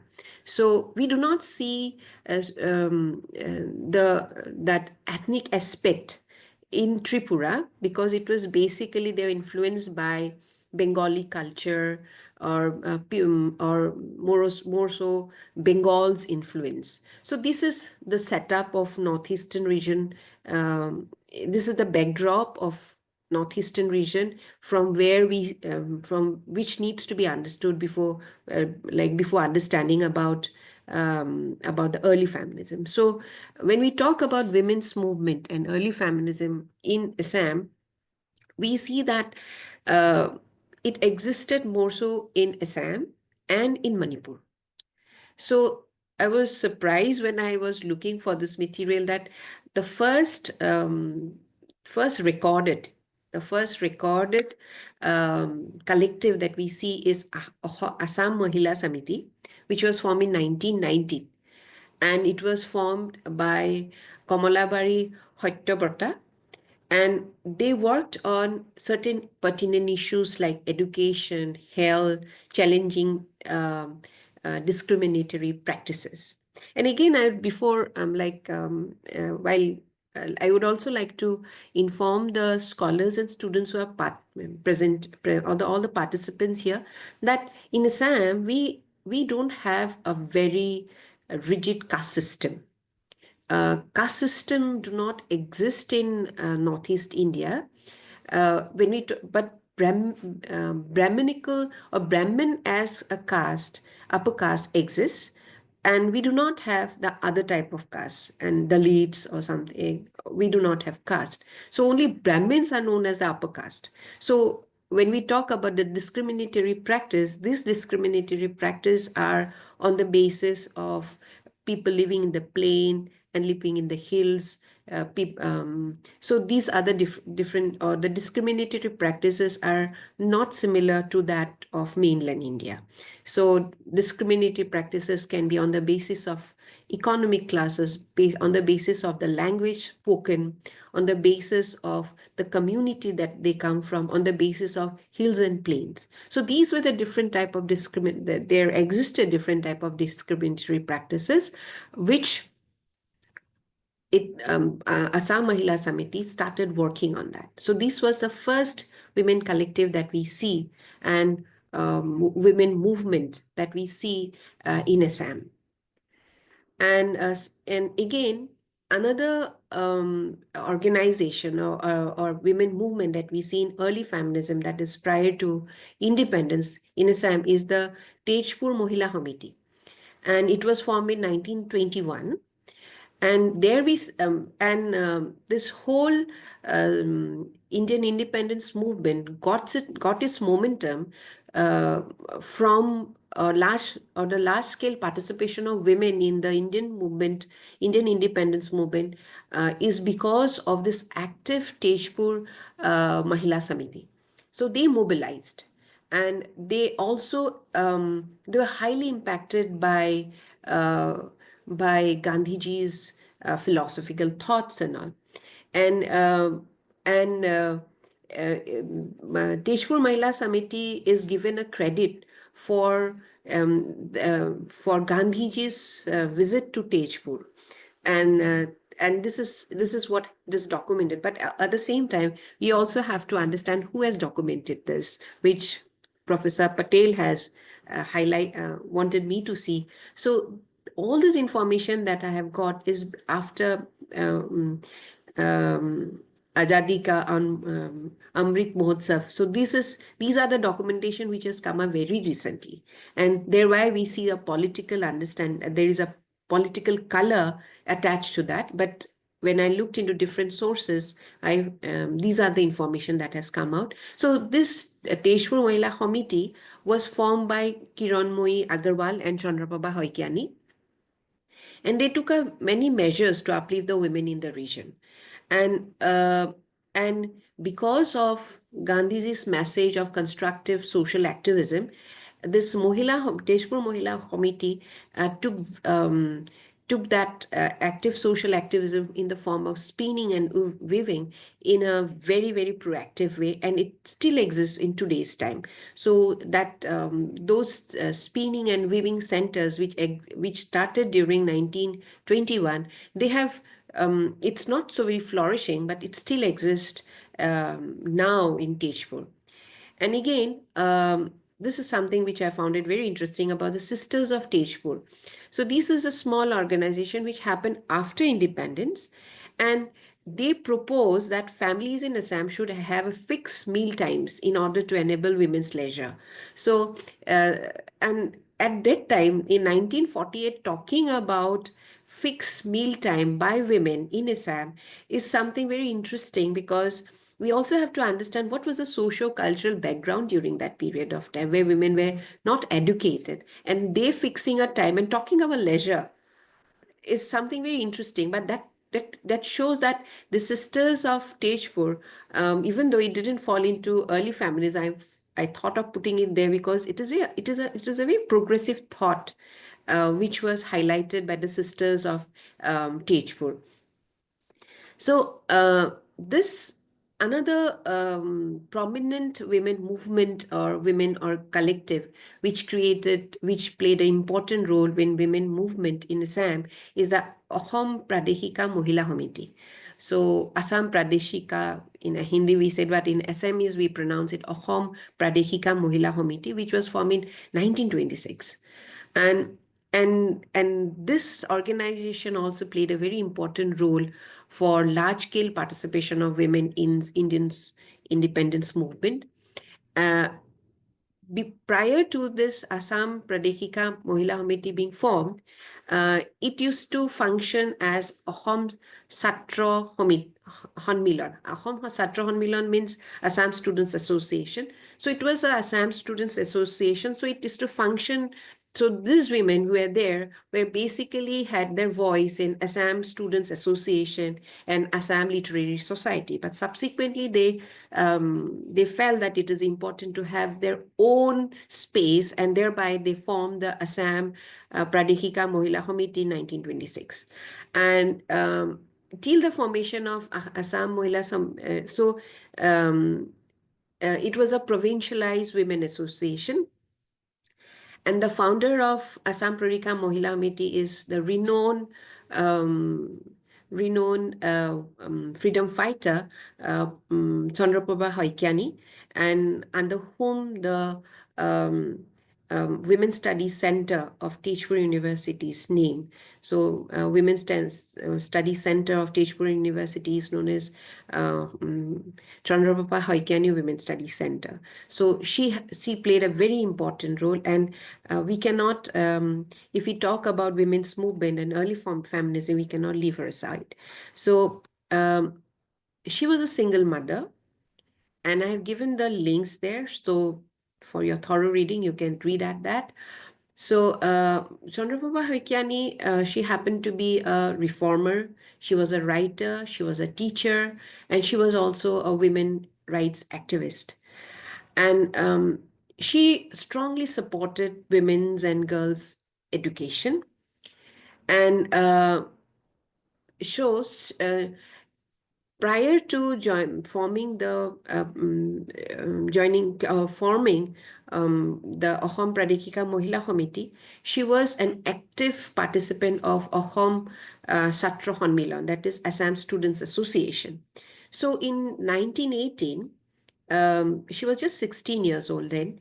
She spoke against opium consumption and demanded its ban, and that is how she came into the limelight. People, she caught the attention of different reformers or freedom fighters during that period of time, and she raised against caste discrimination. So when I'm referring to caste discrimination, it's between the Brahmins and the Vaishnavites, because in Assam we have a different type of, we had a religious movement, which is the Vaishnavite movement, which tried to break free from the caste system or the rigid type of Brahminical way of worshipping, where the Brahmins are given importance to, and so a cultural movement through a religious movement through cultural reformation was brought in by Srimanto Shankardeb. So she tried to promote, or she raised different issues against caste by following the principles of Srimanto Shankardeb. And during that period of time, women didn't have entry to religious places, and also couldn't take part in religious rituals. So she demanded an entry of women at religious places, and she was successful to a certain extent. And she took part in non-cooperation movement. And she happens to be the second women novelist of Assam. And she was the editor of the mouthpiece of Assam Pradeshika Mohila Committee, which is Abhijatri, and she was the editor for 7 years. So, and she wrote a book, Prithivita, where she describes her own life. She was a very, very, she was very unique in that sense. But we find many such women in today's time. But for her to speak about all this thing, fighting the patriarchal society during that period of time, being a voice and inspiration for larger women, is something that needs to be mentioned about. And she played a very distinctive role as reformist or a feminist during that period of time. Now, another women's movement or women organization which played a role in women's movement during early feminism in Assam happens to be Assam Women's Conference, which was founded in 1942.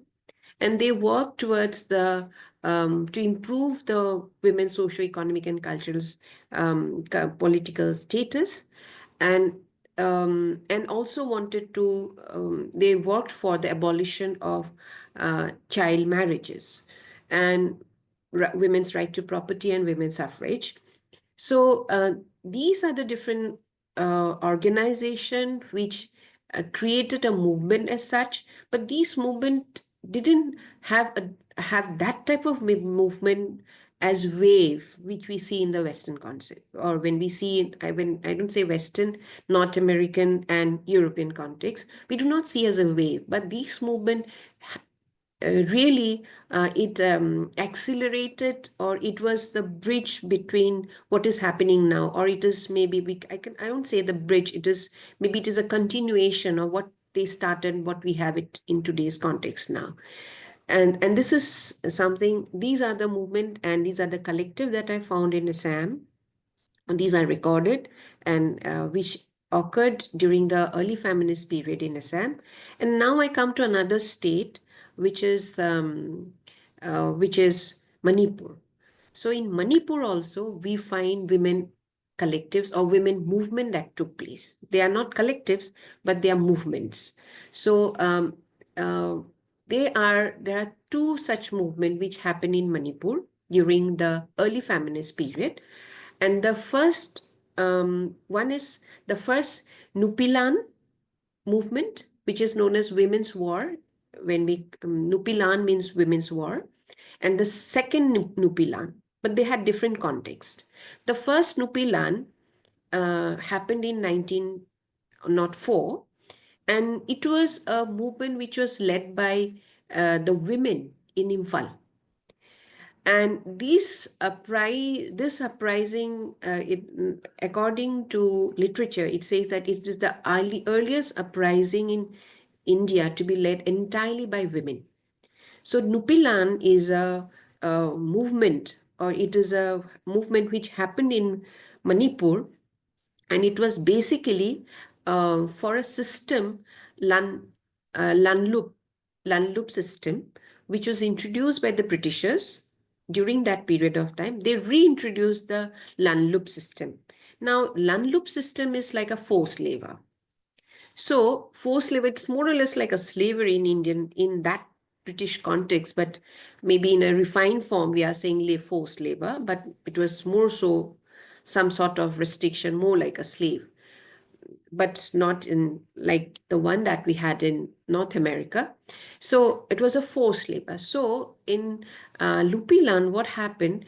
2 buildings were burnt in Manipur, in western part of Manipur.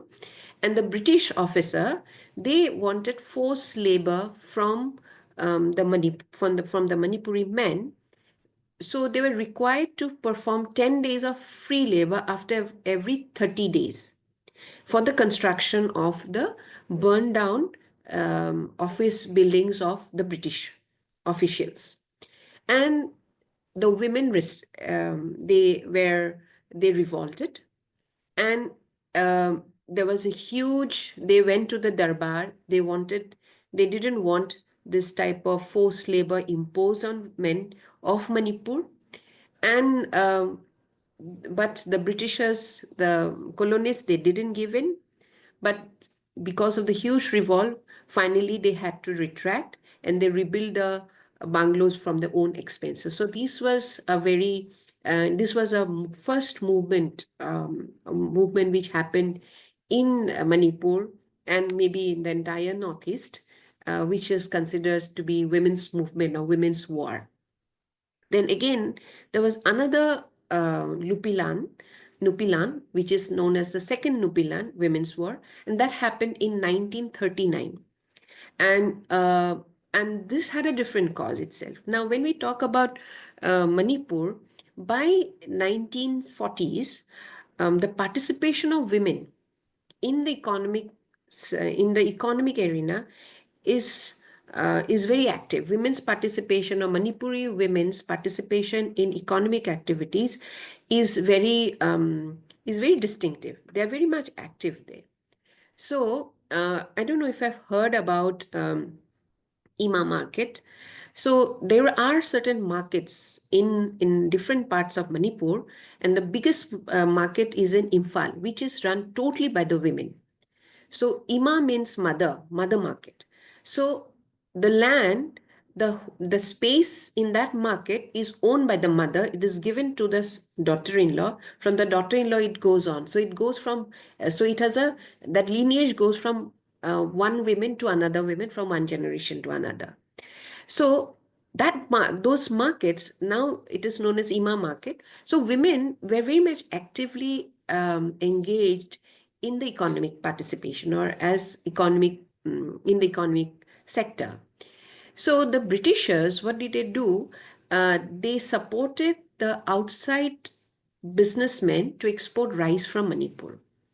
And and because of the support from the Maharaja, who was under the British rule, Maharaja of Manipur, under the British rule, they just exported the rice from Manipur, and it created a famine-like situation, because since there was a crisis of rice in that area, there is a rise in the price of the rice. So it created a famine-like situation, and the women, they wanted to put a stop to the export of rice to the foreign traders. When I say foreign traders, they are traders who are not Manipuris, but they are from different parts of India. And they wanted the closure of all rice mills. And more than 5,000 women revolted, and they revolted against this whole policy, which was exploitative policy, which was done by the British government, and that was the Second Lupilan. And finally, they had to give it up. And this brought in lots of economic and political reforms in New Manipur in later part of 1940s. And even today, they have, in the war memorial, they have the statues of the Lupilan in the war memorials. And they still celebrate the Second Lupilan in Manipur. Now, following so these were which happened prior to this can be considered, whatever I have narrated just now, they happened prior to these can be considered early feminism. But following that, there are a number of movements which had more or less similar type of or were inspired by the earlier movement. One is the Maira Paibi. The Maira Paibi is a women's social movement of Manipur, which started from 1977. And Maira Paibi are still very strong in Manipur, and they respond to different type of women's rights violation. And I'm sure many of you will be aware about this infamous Kangla Fort protest, where because of the Special Forces, Armed Forces Special Power Act of 1959, which is still under existence in Manipur, where it is considered to be a draconian act, where the armed forces have special power, and Maira Paibi responses have been responding, and it has emerged from the different type of human right violation which happens because of the special power which is given by this act to the armed forces and paramilitary units. They are raped because of the different type of violences which happens on women this Myra Paibi has evolved. So Myra Paibi means women with torches. So they go out at night with the torches, like to keep that they are the custodians, and they're still very active. So Myra Paibi is inspired by the Lupilan which happened prior in Manipur, and it's Myra Paibi is still very active in Manipur. Then in the context of Nagaland, which is after, even though it's not from early feminism, Naga Mothers Association is a very distinctive women's organization in Nagaland, which was formed in 1984, which is still very strong now. But prior, in early feminist period, we don't see any women organization or women's movement as such or as collective in Nagaland.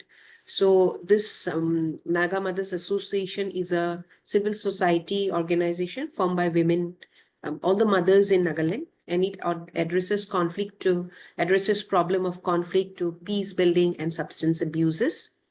And she's the founder, Sano. And in Assam, we have another movement which is still on, is Mission Birubala. And this was formed in 2011, which is a non-profit organization. And this Mission Birubala is basically to fight against or create awareness about witch hunting, which is still very prevalent. And Birubala Rabha happens to be the inspirer or the torchbearer of this whole Birubala mission. And for her struggle, there is a book written on her by Indira Raimedi, My Half of the Sky. So these are the certain movement which continued from the other movement which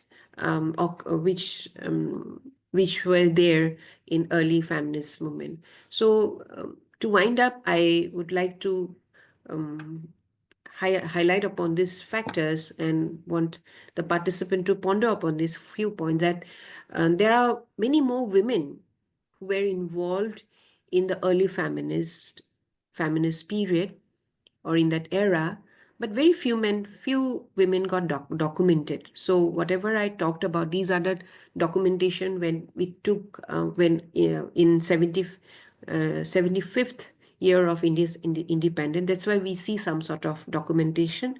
And so more funds and resources are required for research on women and early feminists in northeastern India.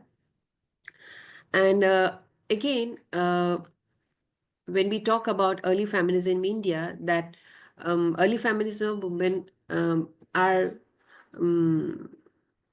of northeastern are yet to get a position with the mainstream movement of India.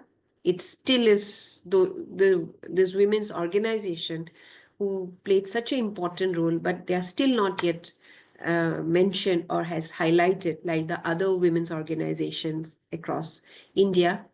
And even within the region, there are disparity. We find information and documentation more of Assam and Manipur, but we do not find it for the rest of India or rest of the 5 states. So 2 states, the documentation are more prominent, whereas for the other 6 states or other 5 states, still we do not find it. And again, I found that condemning and banning opium consumption and substance abuses has similarities with the temperance movement of 1920s of USA.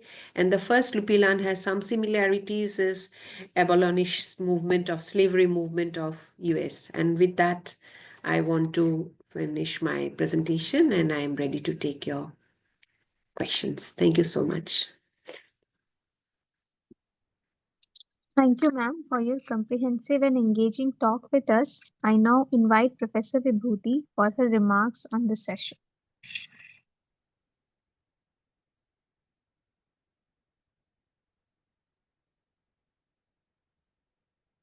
Has been really mind-blowing. I would again emphasize it's mind-blowing. Thank you so much. Because for the first time, we are getting such a comparative analysis of how certain types of thoughts of liberation, justice, fight against bonded labor system comes in a different parts of the world through women's collective endeavor. I have been to Northeast in a several times, more than 30, 40 times, because my father was posted there. And even after that, because of women's movement and social movement.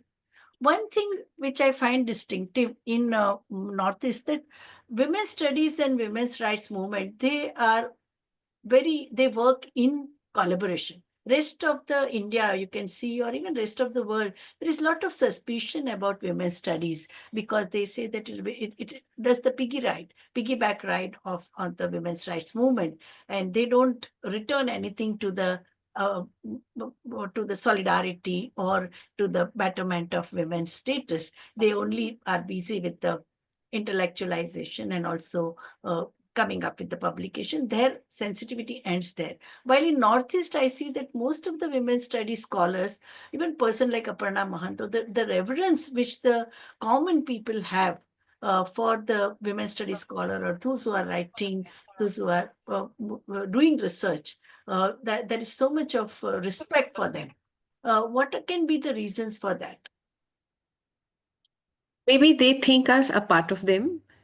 That might be a reason, not an outsider. But even within that, we find some, there are certain, what to say, not, I won't say mistrust, but there is some sort of, I'm not being able to get the exact word, suspicious, not suspicious also, like a cold shoulder. Like, for example, when we go to Manipur and we talk about Manipur crisis, they feel that we don't understand them. Like, and it is not between Manipur and Assam, it is between academician and activism. So that gap still is there, but it is not so rigid. So, and I think that connection is being brought in by Zuban. So Juban is doing lots of work and trying to document,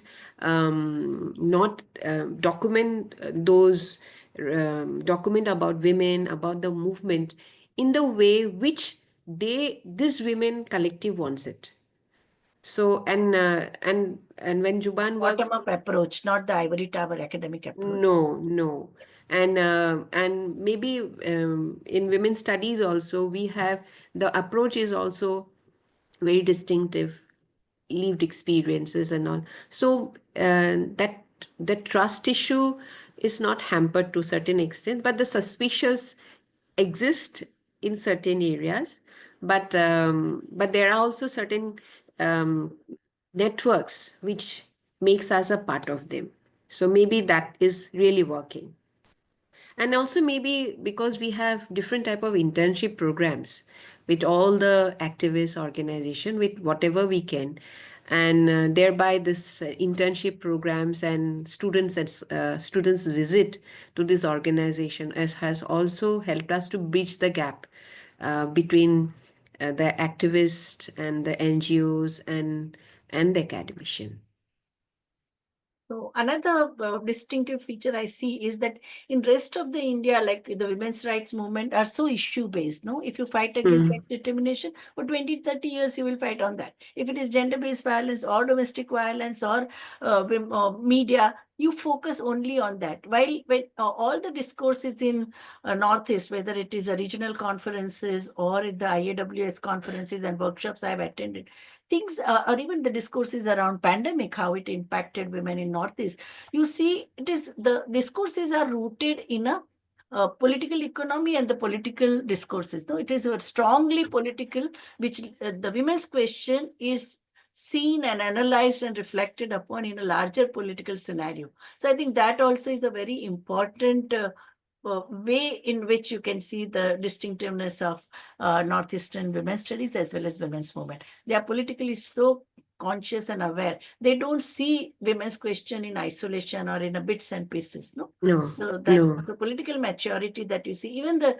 discourses of the LGBT movement or the gender minorities, that is also politically so aware. No, and sees the roots in the material reality and the political economy. So, and also like why we are not stuck with one issue for so long period of time, because the problems and issues of women in this region are very much diverse. Like with time, the issues and problems are changing, and with time, the political scenarios are changing, the social conditions are changing. So with that, the issues of women are also changing. Thereby, you cannot stay stuck because the issues are so very immense. But because what the problem of Manipur, maybe in last year, December, in 2023 February, is very different from 2024's February because of this whole conflict violence, ethnic violence which happened. So thereby the issue changes, the problem changes, and thereby the need of to address different issues also arises. And the way media is projecting only one-sided view, of only conflict, burning and looting and killing and raping. While when you go there personally, whether it's a PUCL committee or the human rights organization or feminists who have gone there, they say there is a lot of solidarity at a people-to-people level. Yeah. There are both the communities, Cookies and Maitis.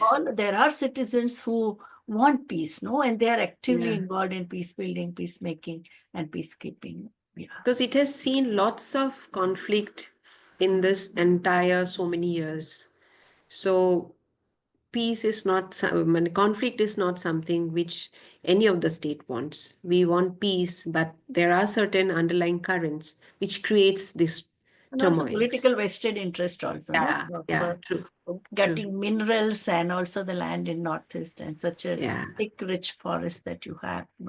So even the predatory, the capitalists, and the world capital, they also have their eye on the resources. Yes.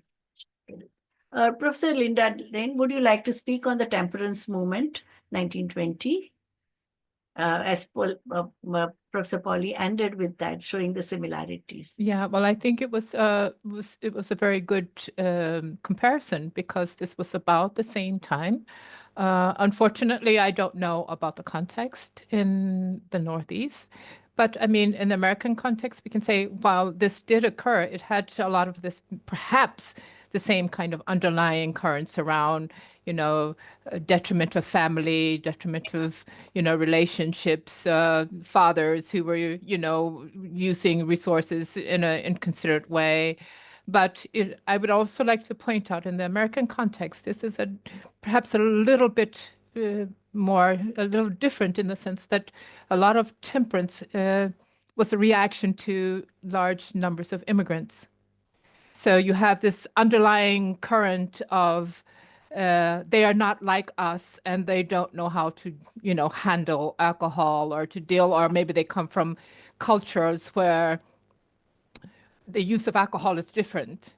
So you have this kind of religious idea about family and safeguarding the family. You have the idea of health for the family, but you have also this underlying current of, I guess you could say, some kind of discrimination or fear of migrants that is also feeding into these changes. And, so again, I would say it's a complex situation. It's a complex solution, problem, but I'm sure it's the same in the Northeast. It wasn't simply about banding. It was about where are these drugs coming from and who is it that is becoming dependent and these kinds of issues. We need to kind of address what we are not always visible.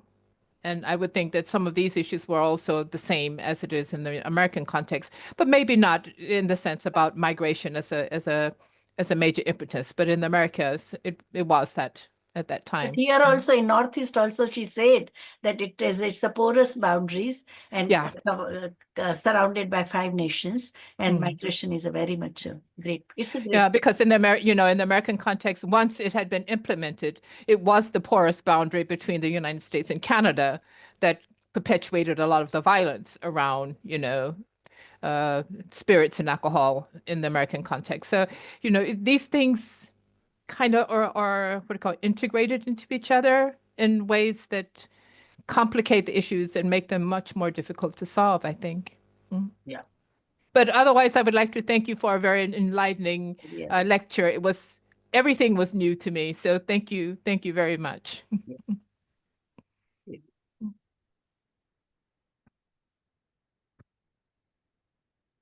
Now proceeding with the Q&A, participants can now put their questions in the Q&A box or raise their hands.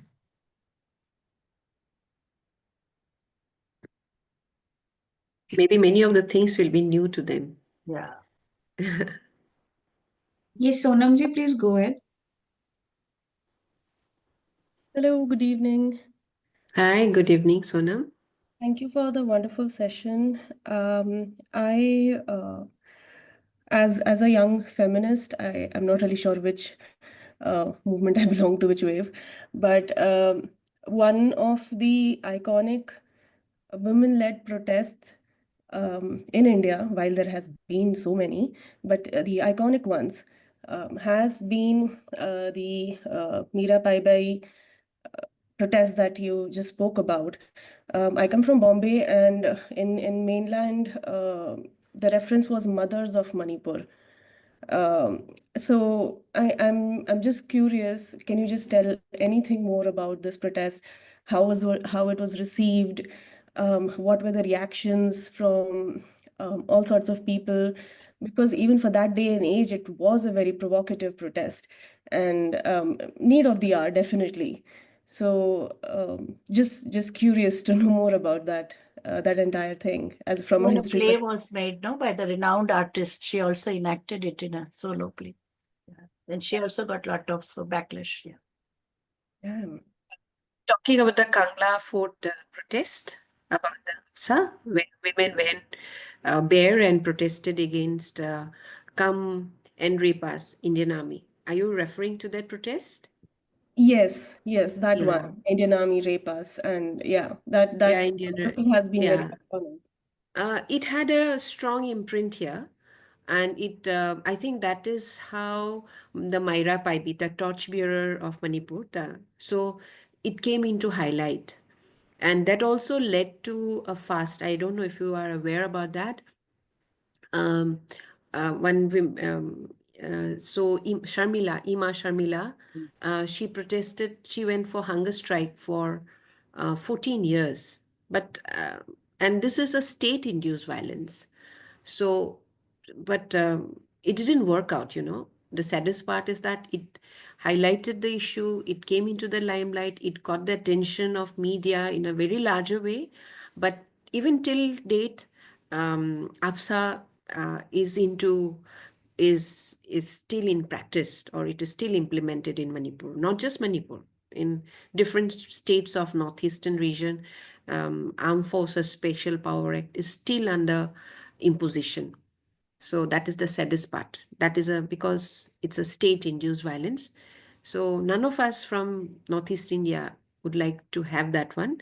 And what I feel is that there are huge corrupt practices, laundering of money, which happens in the name of this APSA, because it gives more power to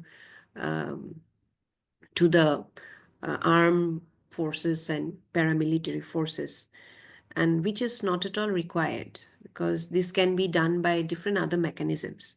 So there are lots of things which are happening, and yes, it's sad, but it still continue to happen. The saddest part is that even after the protest, APSA is still there, but rape has gone down to a large extent, and Myra Paibi has become very, very strong. Even the politicians are politicians of Manipur are very, very afraid of them. If they say Ima means mother, so all those are Imas. So when the Myra Paibi, they send open letters to the politicians if any corrupt practices are happening. So this is the positive side, that the Myra Paibis have become very, very strong, and they're still fighting for the social causes. And on the negative side, the APSA still continues to exist, but not in the way it existed before, but it still exists.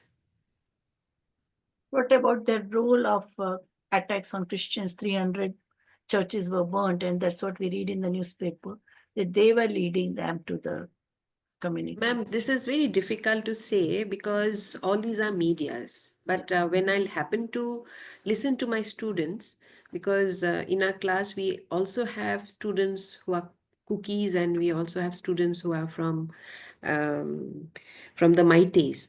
So both both the communities are affected. They feel that the color of religion is added to that to inflict more violence. But both, all different. It is not just even the cookies in they say it is a fight between plains and hills. So cookies living in the plains also have hostility against cookies living in the hills. So it's about land, it is about money, it is about Arms uh, trade, opium. arms. So I happen to hear to those people who have been there. I happen to hear from the students, and when I listen to the students, I think I'm getting the first-hand information, and they say that they don't blame anybody as such. It is not what the media is being showed, because at the time the election was happening, and but if you ask me personally, I feel that maybe it had a different intention. It went out of the way and it became uncontrollable now. And I think they themselves are not aware how to handle it now. Yeah, that is a most mature position we can take, because even the investigation committees and the jury, member of jury who also went there, they came up with Yeah. the same understanding. Yes. Trishita Karmarkar. I can't see the hands. That's why I'm not It's there, asking. no? Trishita Karma. She has raised her. Okay. Please go ahead. Hello. You are unmuted. Are you there, Trishita? Hello, ma'am. Yeah, Ishani. Yeah, Ishani. Yes, ma'am. Yeah. I cannot see Trishita asking. We can see her on, Trishita Karmarkar. She is the one who has raised hand, whether it is accidental or we don't know. Yeah, any other?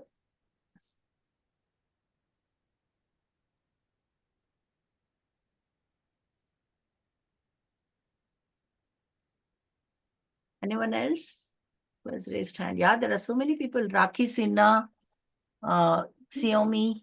Hi, ma'am. Yeah, please go ahead. Yeah. This is a little off the topic of the protests and the history of movements. But I just wanted to understand, often when we talk about patrilineal societies, we think of that accompanying, like going with patriarchy, like hand in hand. But it's not the same when matrilineal societies are not the exact opposite of it. And so I just wanted to understand. Society of Meghalaya. Yeah, I wanted to understand Now, patrilineal society means the lineage happens to the father. Okay. And the matrilineal society, lineage happens to the mother. Right. But the matrilineal society in India, we basically have two matrilineal society. One is in the Nayars in Kerala, and among the three tribes, three communities in Meghalaya. So they are two very different. Nayars have a very different type of lineage. They have a very different type of matrilineal system. It's basically through kinship. But in Meghalaya, it's different. In Meghalaya, what happens? The youngest daughter of the family owes the property of the mother.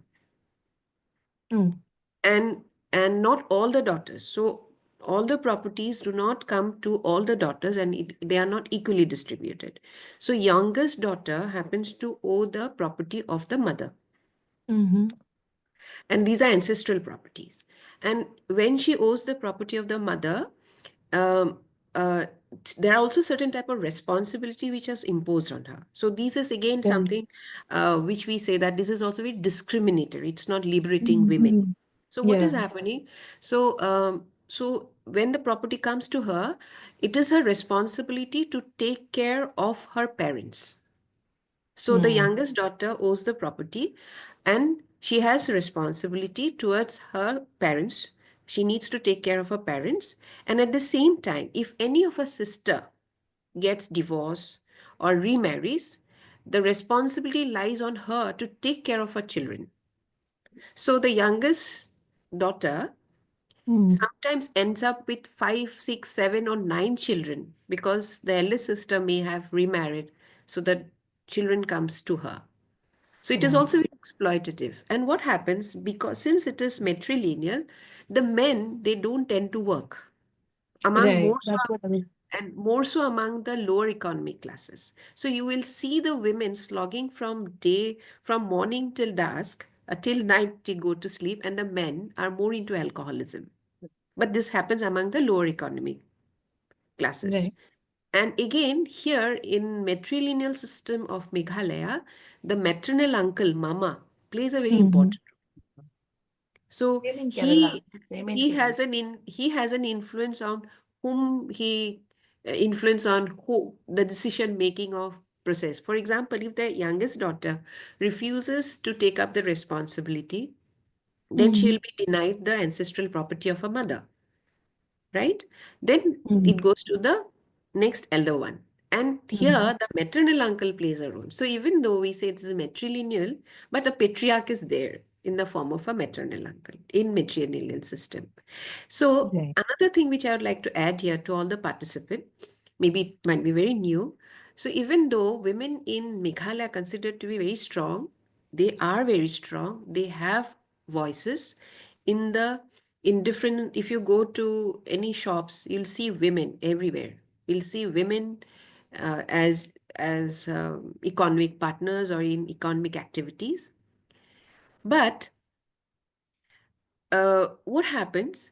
They are highly exploited in various way, and not just women of Meghalaya, but also you'll find women actively participating in economic activities in Manipur. Manipur, you'll find women in the markets, you'll find women as business, but the position of women in Meghalaya is very different. And another thing which I'd like to highlight here is that when we talk about women of Meghalaya, when the women, since it is a matrilineal society, we see that they have higher position, but they have the local governance system, which is known as darbars in Meghalaya, and women for a very long period of time were not allowed to be a part of the darbar system, that is a local governance system. So but subsequently they can be members of the darbar with lots of revolts, with lots of hesitation which has gone in, but they cannot be the leaders within the darbars. So even though it's matrilineal, the political power gets curtailed in the local governance system, not in the assembly elections or the others. So it's very interesting, but at the same time it is very different. And I'm guessing the economic work is theirs. They're empowered in that capacity, but they are also having to manage the household. True. Yeah. No, And men another also thing, what about the Panchayati Raj Act? 33% reservation, is it implemented in Meghalaya? Nagaland and Kashmir, it is not implemented. Meghalaya also, wherever this Sikh schedule, they have the local governance system. The Panchayat Raj system doesn't work out. Okay. Yeah. But you know what? The gender dynamics in Northeast is very different. Like patriarchy exists. People, they usually do not agree with me, but this is from my experience being an insider in this region for a very long period of time. Patriarchy is there, but rigid patriarchy, you do not find it in Northeastern India. So maybe for that reason, the gender dynamics is different. The distribution of power within gender is different. For example, I got married at the age of 28, and that is very common. And women getting higher education is very common. Women having greater mobility is very common in northeastern part. But patriarchy is still there. But men are not rigid patriarch like the other parts of India. This is what I say, but many people, they do not agree to me. But this is what my experience. Yeah, in fact, gender responsive budgeting, Meghalaya's record is the best because they always give deficit budget. They spend whatever is given by the union government and they ask for more. Other thing is the literacy rate is education level is so high in Meghalaya, no? Meghalaya, Mizoram, but patriarchy is there. Again, I'd like to, it's not related to early feminism, but since maybe they have the curiosity. So if you look at the National Crime Record Bureau, you'll find that there are hardly any cases registered in Arunachal Pradesh, Mizoram. You'll find only 1-2 cases of crime against women, because all those cases goes to the local governance system. So each tribe has its own customary local governance system according to the tribes, and those disputes are resolved there in that community, in that local governance system. And that's why it is not reflected in the National Crime Record Bureau. So that doesn't mean crime against women do not exist in Northeast India. But the best part is that high registration of cases also very high, because women feel empowered to go to the police station and register a case against the husband.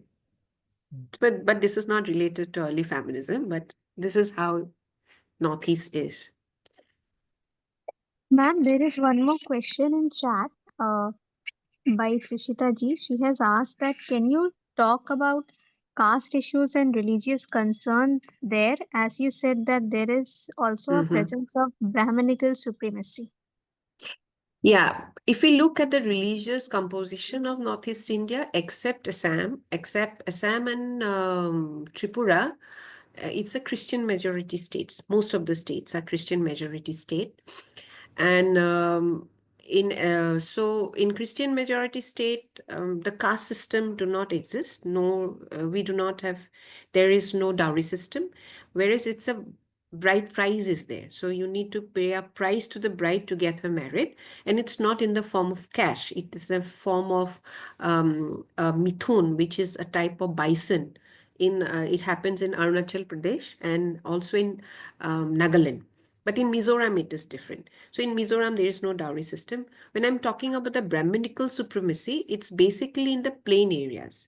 So we do not, when we talk about caste, we just know who is a Brahmin, but we don't know who is Vaishnavas or which the other castes or Dalits. So that is what I was referring to, because in Assam, we have a Vaishnavite, in Assam is a Hindu-dominated state. And where Christian happens to be around 5%, Muslim happens to be 30%, it is growing, and Hindu happens to be the rest of the percentage. So among the Hindus, only you know the caste of the Brahmins, and you do not know the caste of the other people. And inter-religion marriage, inter-caste marriages is accepted. There will be some sort of unpleasantness or unacceptance in the initial part, but not so rigid. So inter-caste inter-religion marriages is very common. But among the Brahmins, they have their own, but then also inter-caste, because I'm a Christian, I got married to a Hindu, and it was a social marriage. So there is not so much of revolt and resistance. But of late, we are seeing different type of dynamics which are coming up after the new regime, Hindutva regime is coming, and which is percolating into different parts of Assam. And I worry that it shouldn't percolate to different parts of Northeastern region, because we are living in a far more peaceful ways in the terms of religion. Paki, I think I could respond to you. Oh no, it was not Paki, I think someone. Yeah. Yes, ma'am. If I could ask you one more question. Yes, please. I've experienced in my work that the lack of data and the lack of research in an area, it leads to the incapacity to do actually impactful work.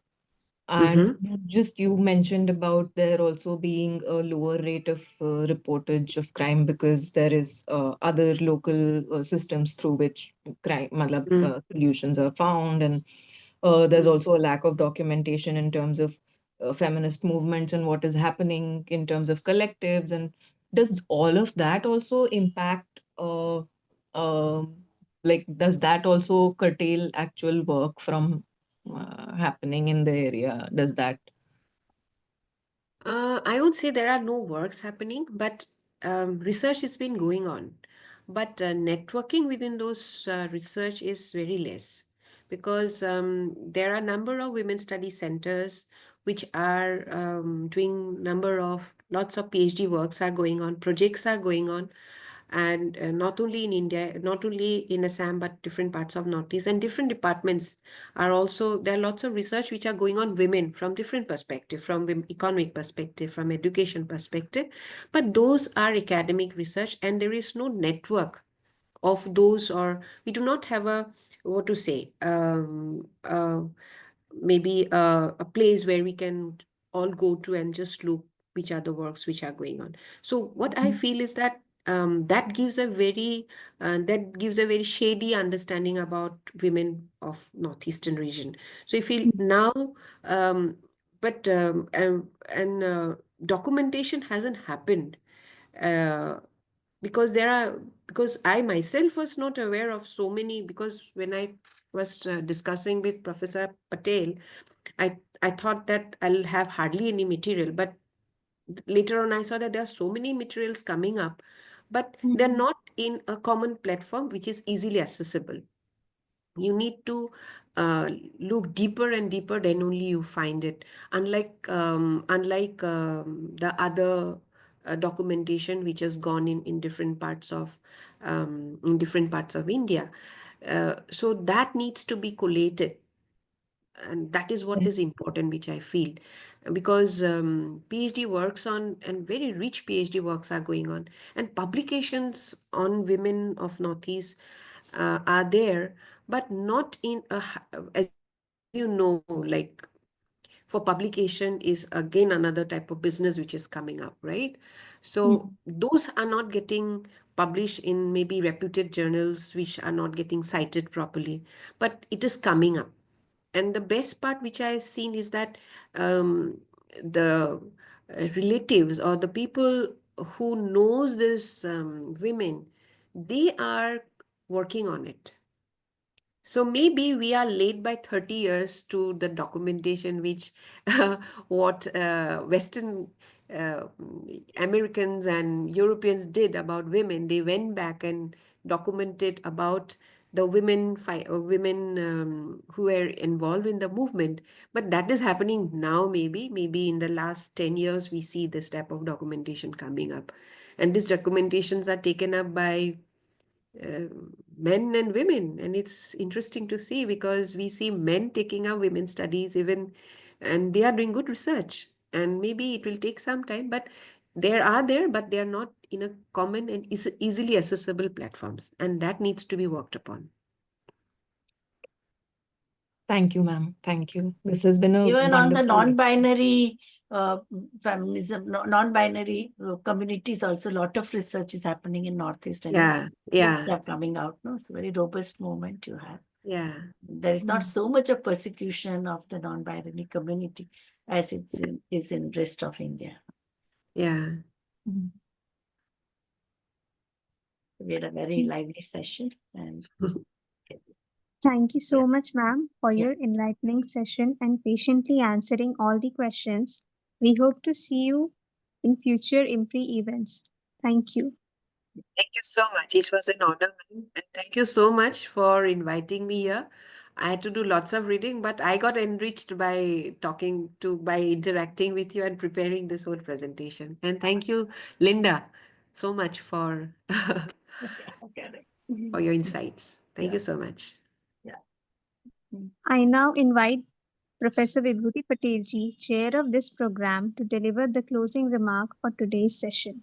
Yeah, I think both the scholars have given us expert knowledge on feminism, and we also realize the plurality in the feminist thinking, because there have always been many feminisms in the movement, not just one ideology, and there have always been tensions, points, counterpoints, accusations, counter-accusations, as the whole history of unfoldment of suffragist movement in USA that showed, and also the complexity of dealing with the women's question or a feminist thinking when you have such a diverse communities, diverse geographical trajectory as in Northeast, no? So the political, social, and intellectual aspects of the feminist movement have always been very dynamic, pluralist, and also at times very disconcerting, as we are seeing currently in Manipur's context, or we saw throughout those 200 years of feminist and early feminist discourses that happened in Britain, European countries, and also in USA. So let us hope that this dynamism continues, because it conveys that feminists are thriving. You may like feminists, you may dislike feminists, you may hate feminists, but you can't ignore feminism, because it is the epistemology, the feminism, that provides the epistemology to understand the world and how clever, wicked, patriarchal value system it is, that it adjusts itself, and it is so flexible that you remove one tentacle of patriarchal oppression, suddenly from the other tentacle it will start like creating more disabling environment. I would also request Professor Linda Lane also to give her comments about today's two presentations. Thank you. Thank you very much. I'll be very brief and just say that I have enjoyed both presentations. They've been very enlightening, and both of them have given me a lot of food for thought. And I've been scribbling and taking pictures and writing frequently here, because I think you both lectures have had some, I guess you could say, influence on the way I'm going to make my own presentation on Wednesday. So thank you very much. Over to Ishani. Yes. Yes, ma'am. I extend my heartfelt gratitude to Professor Vibhuti Patel-ji for her closing remarks, which offered profound reflection on today's discussion. With this, we conclude day one of the Feminism from Suffrage to Social Media, Reflections on the Four Waves. As we come to the end of day one of the Feminism from Suffrage to Social Media, Reflection on the Four Waves, an online international winter school program, a 3 days immersive online certificate training course organized by IMPRI Gender Impact and Studies Center. I, Ishani, researcher at IMPRI Impact and Policy Research Institute, would like to propose the formal vote of thanks on behalf of IMPRI Gender Impact Studies Center, New Delhi. We sincerely thank our chair, Professor Vibhuti Patel, and our expert for day one, Professor Leena Pujari and Professor Polly Vacklin, for graciously sharing their valuable time and providing participants with profound insights and knowledge during this online certification program. I would also like to thank Professor Linda for the same. We thank all our participants who have raised pertinent questions and actively participated in today's deliberation. Readings for the session have been shared in your email, and a video of the session will also be shared with you for learning. We eagerly await your presence in the upcoming session over the next 2 days. We are grateful if you are watching us later on YouTube, listening to us on various podcasts, or reading our publication. We hope to continue to join in future IMPRI Web Policy Talk and Web Policy Learning Program. Wishing you good evening. Thank you. Thank you, Ishani, for moderating the session so well. And thank you so much. Thank you, Dr. Professor Polly, Professor Linda Lane.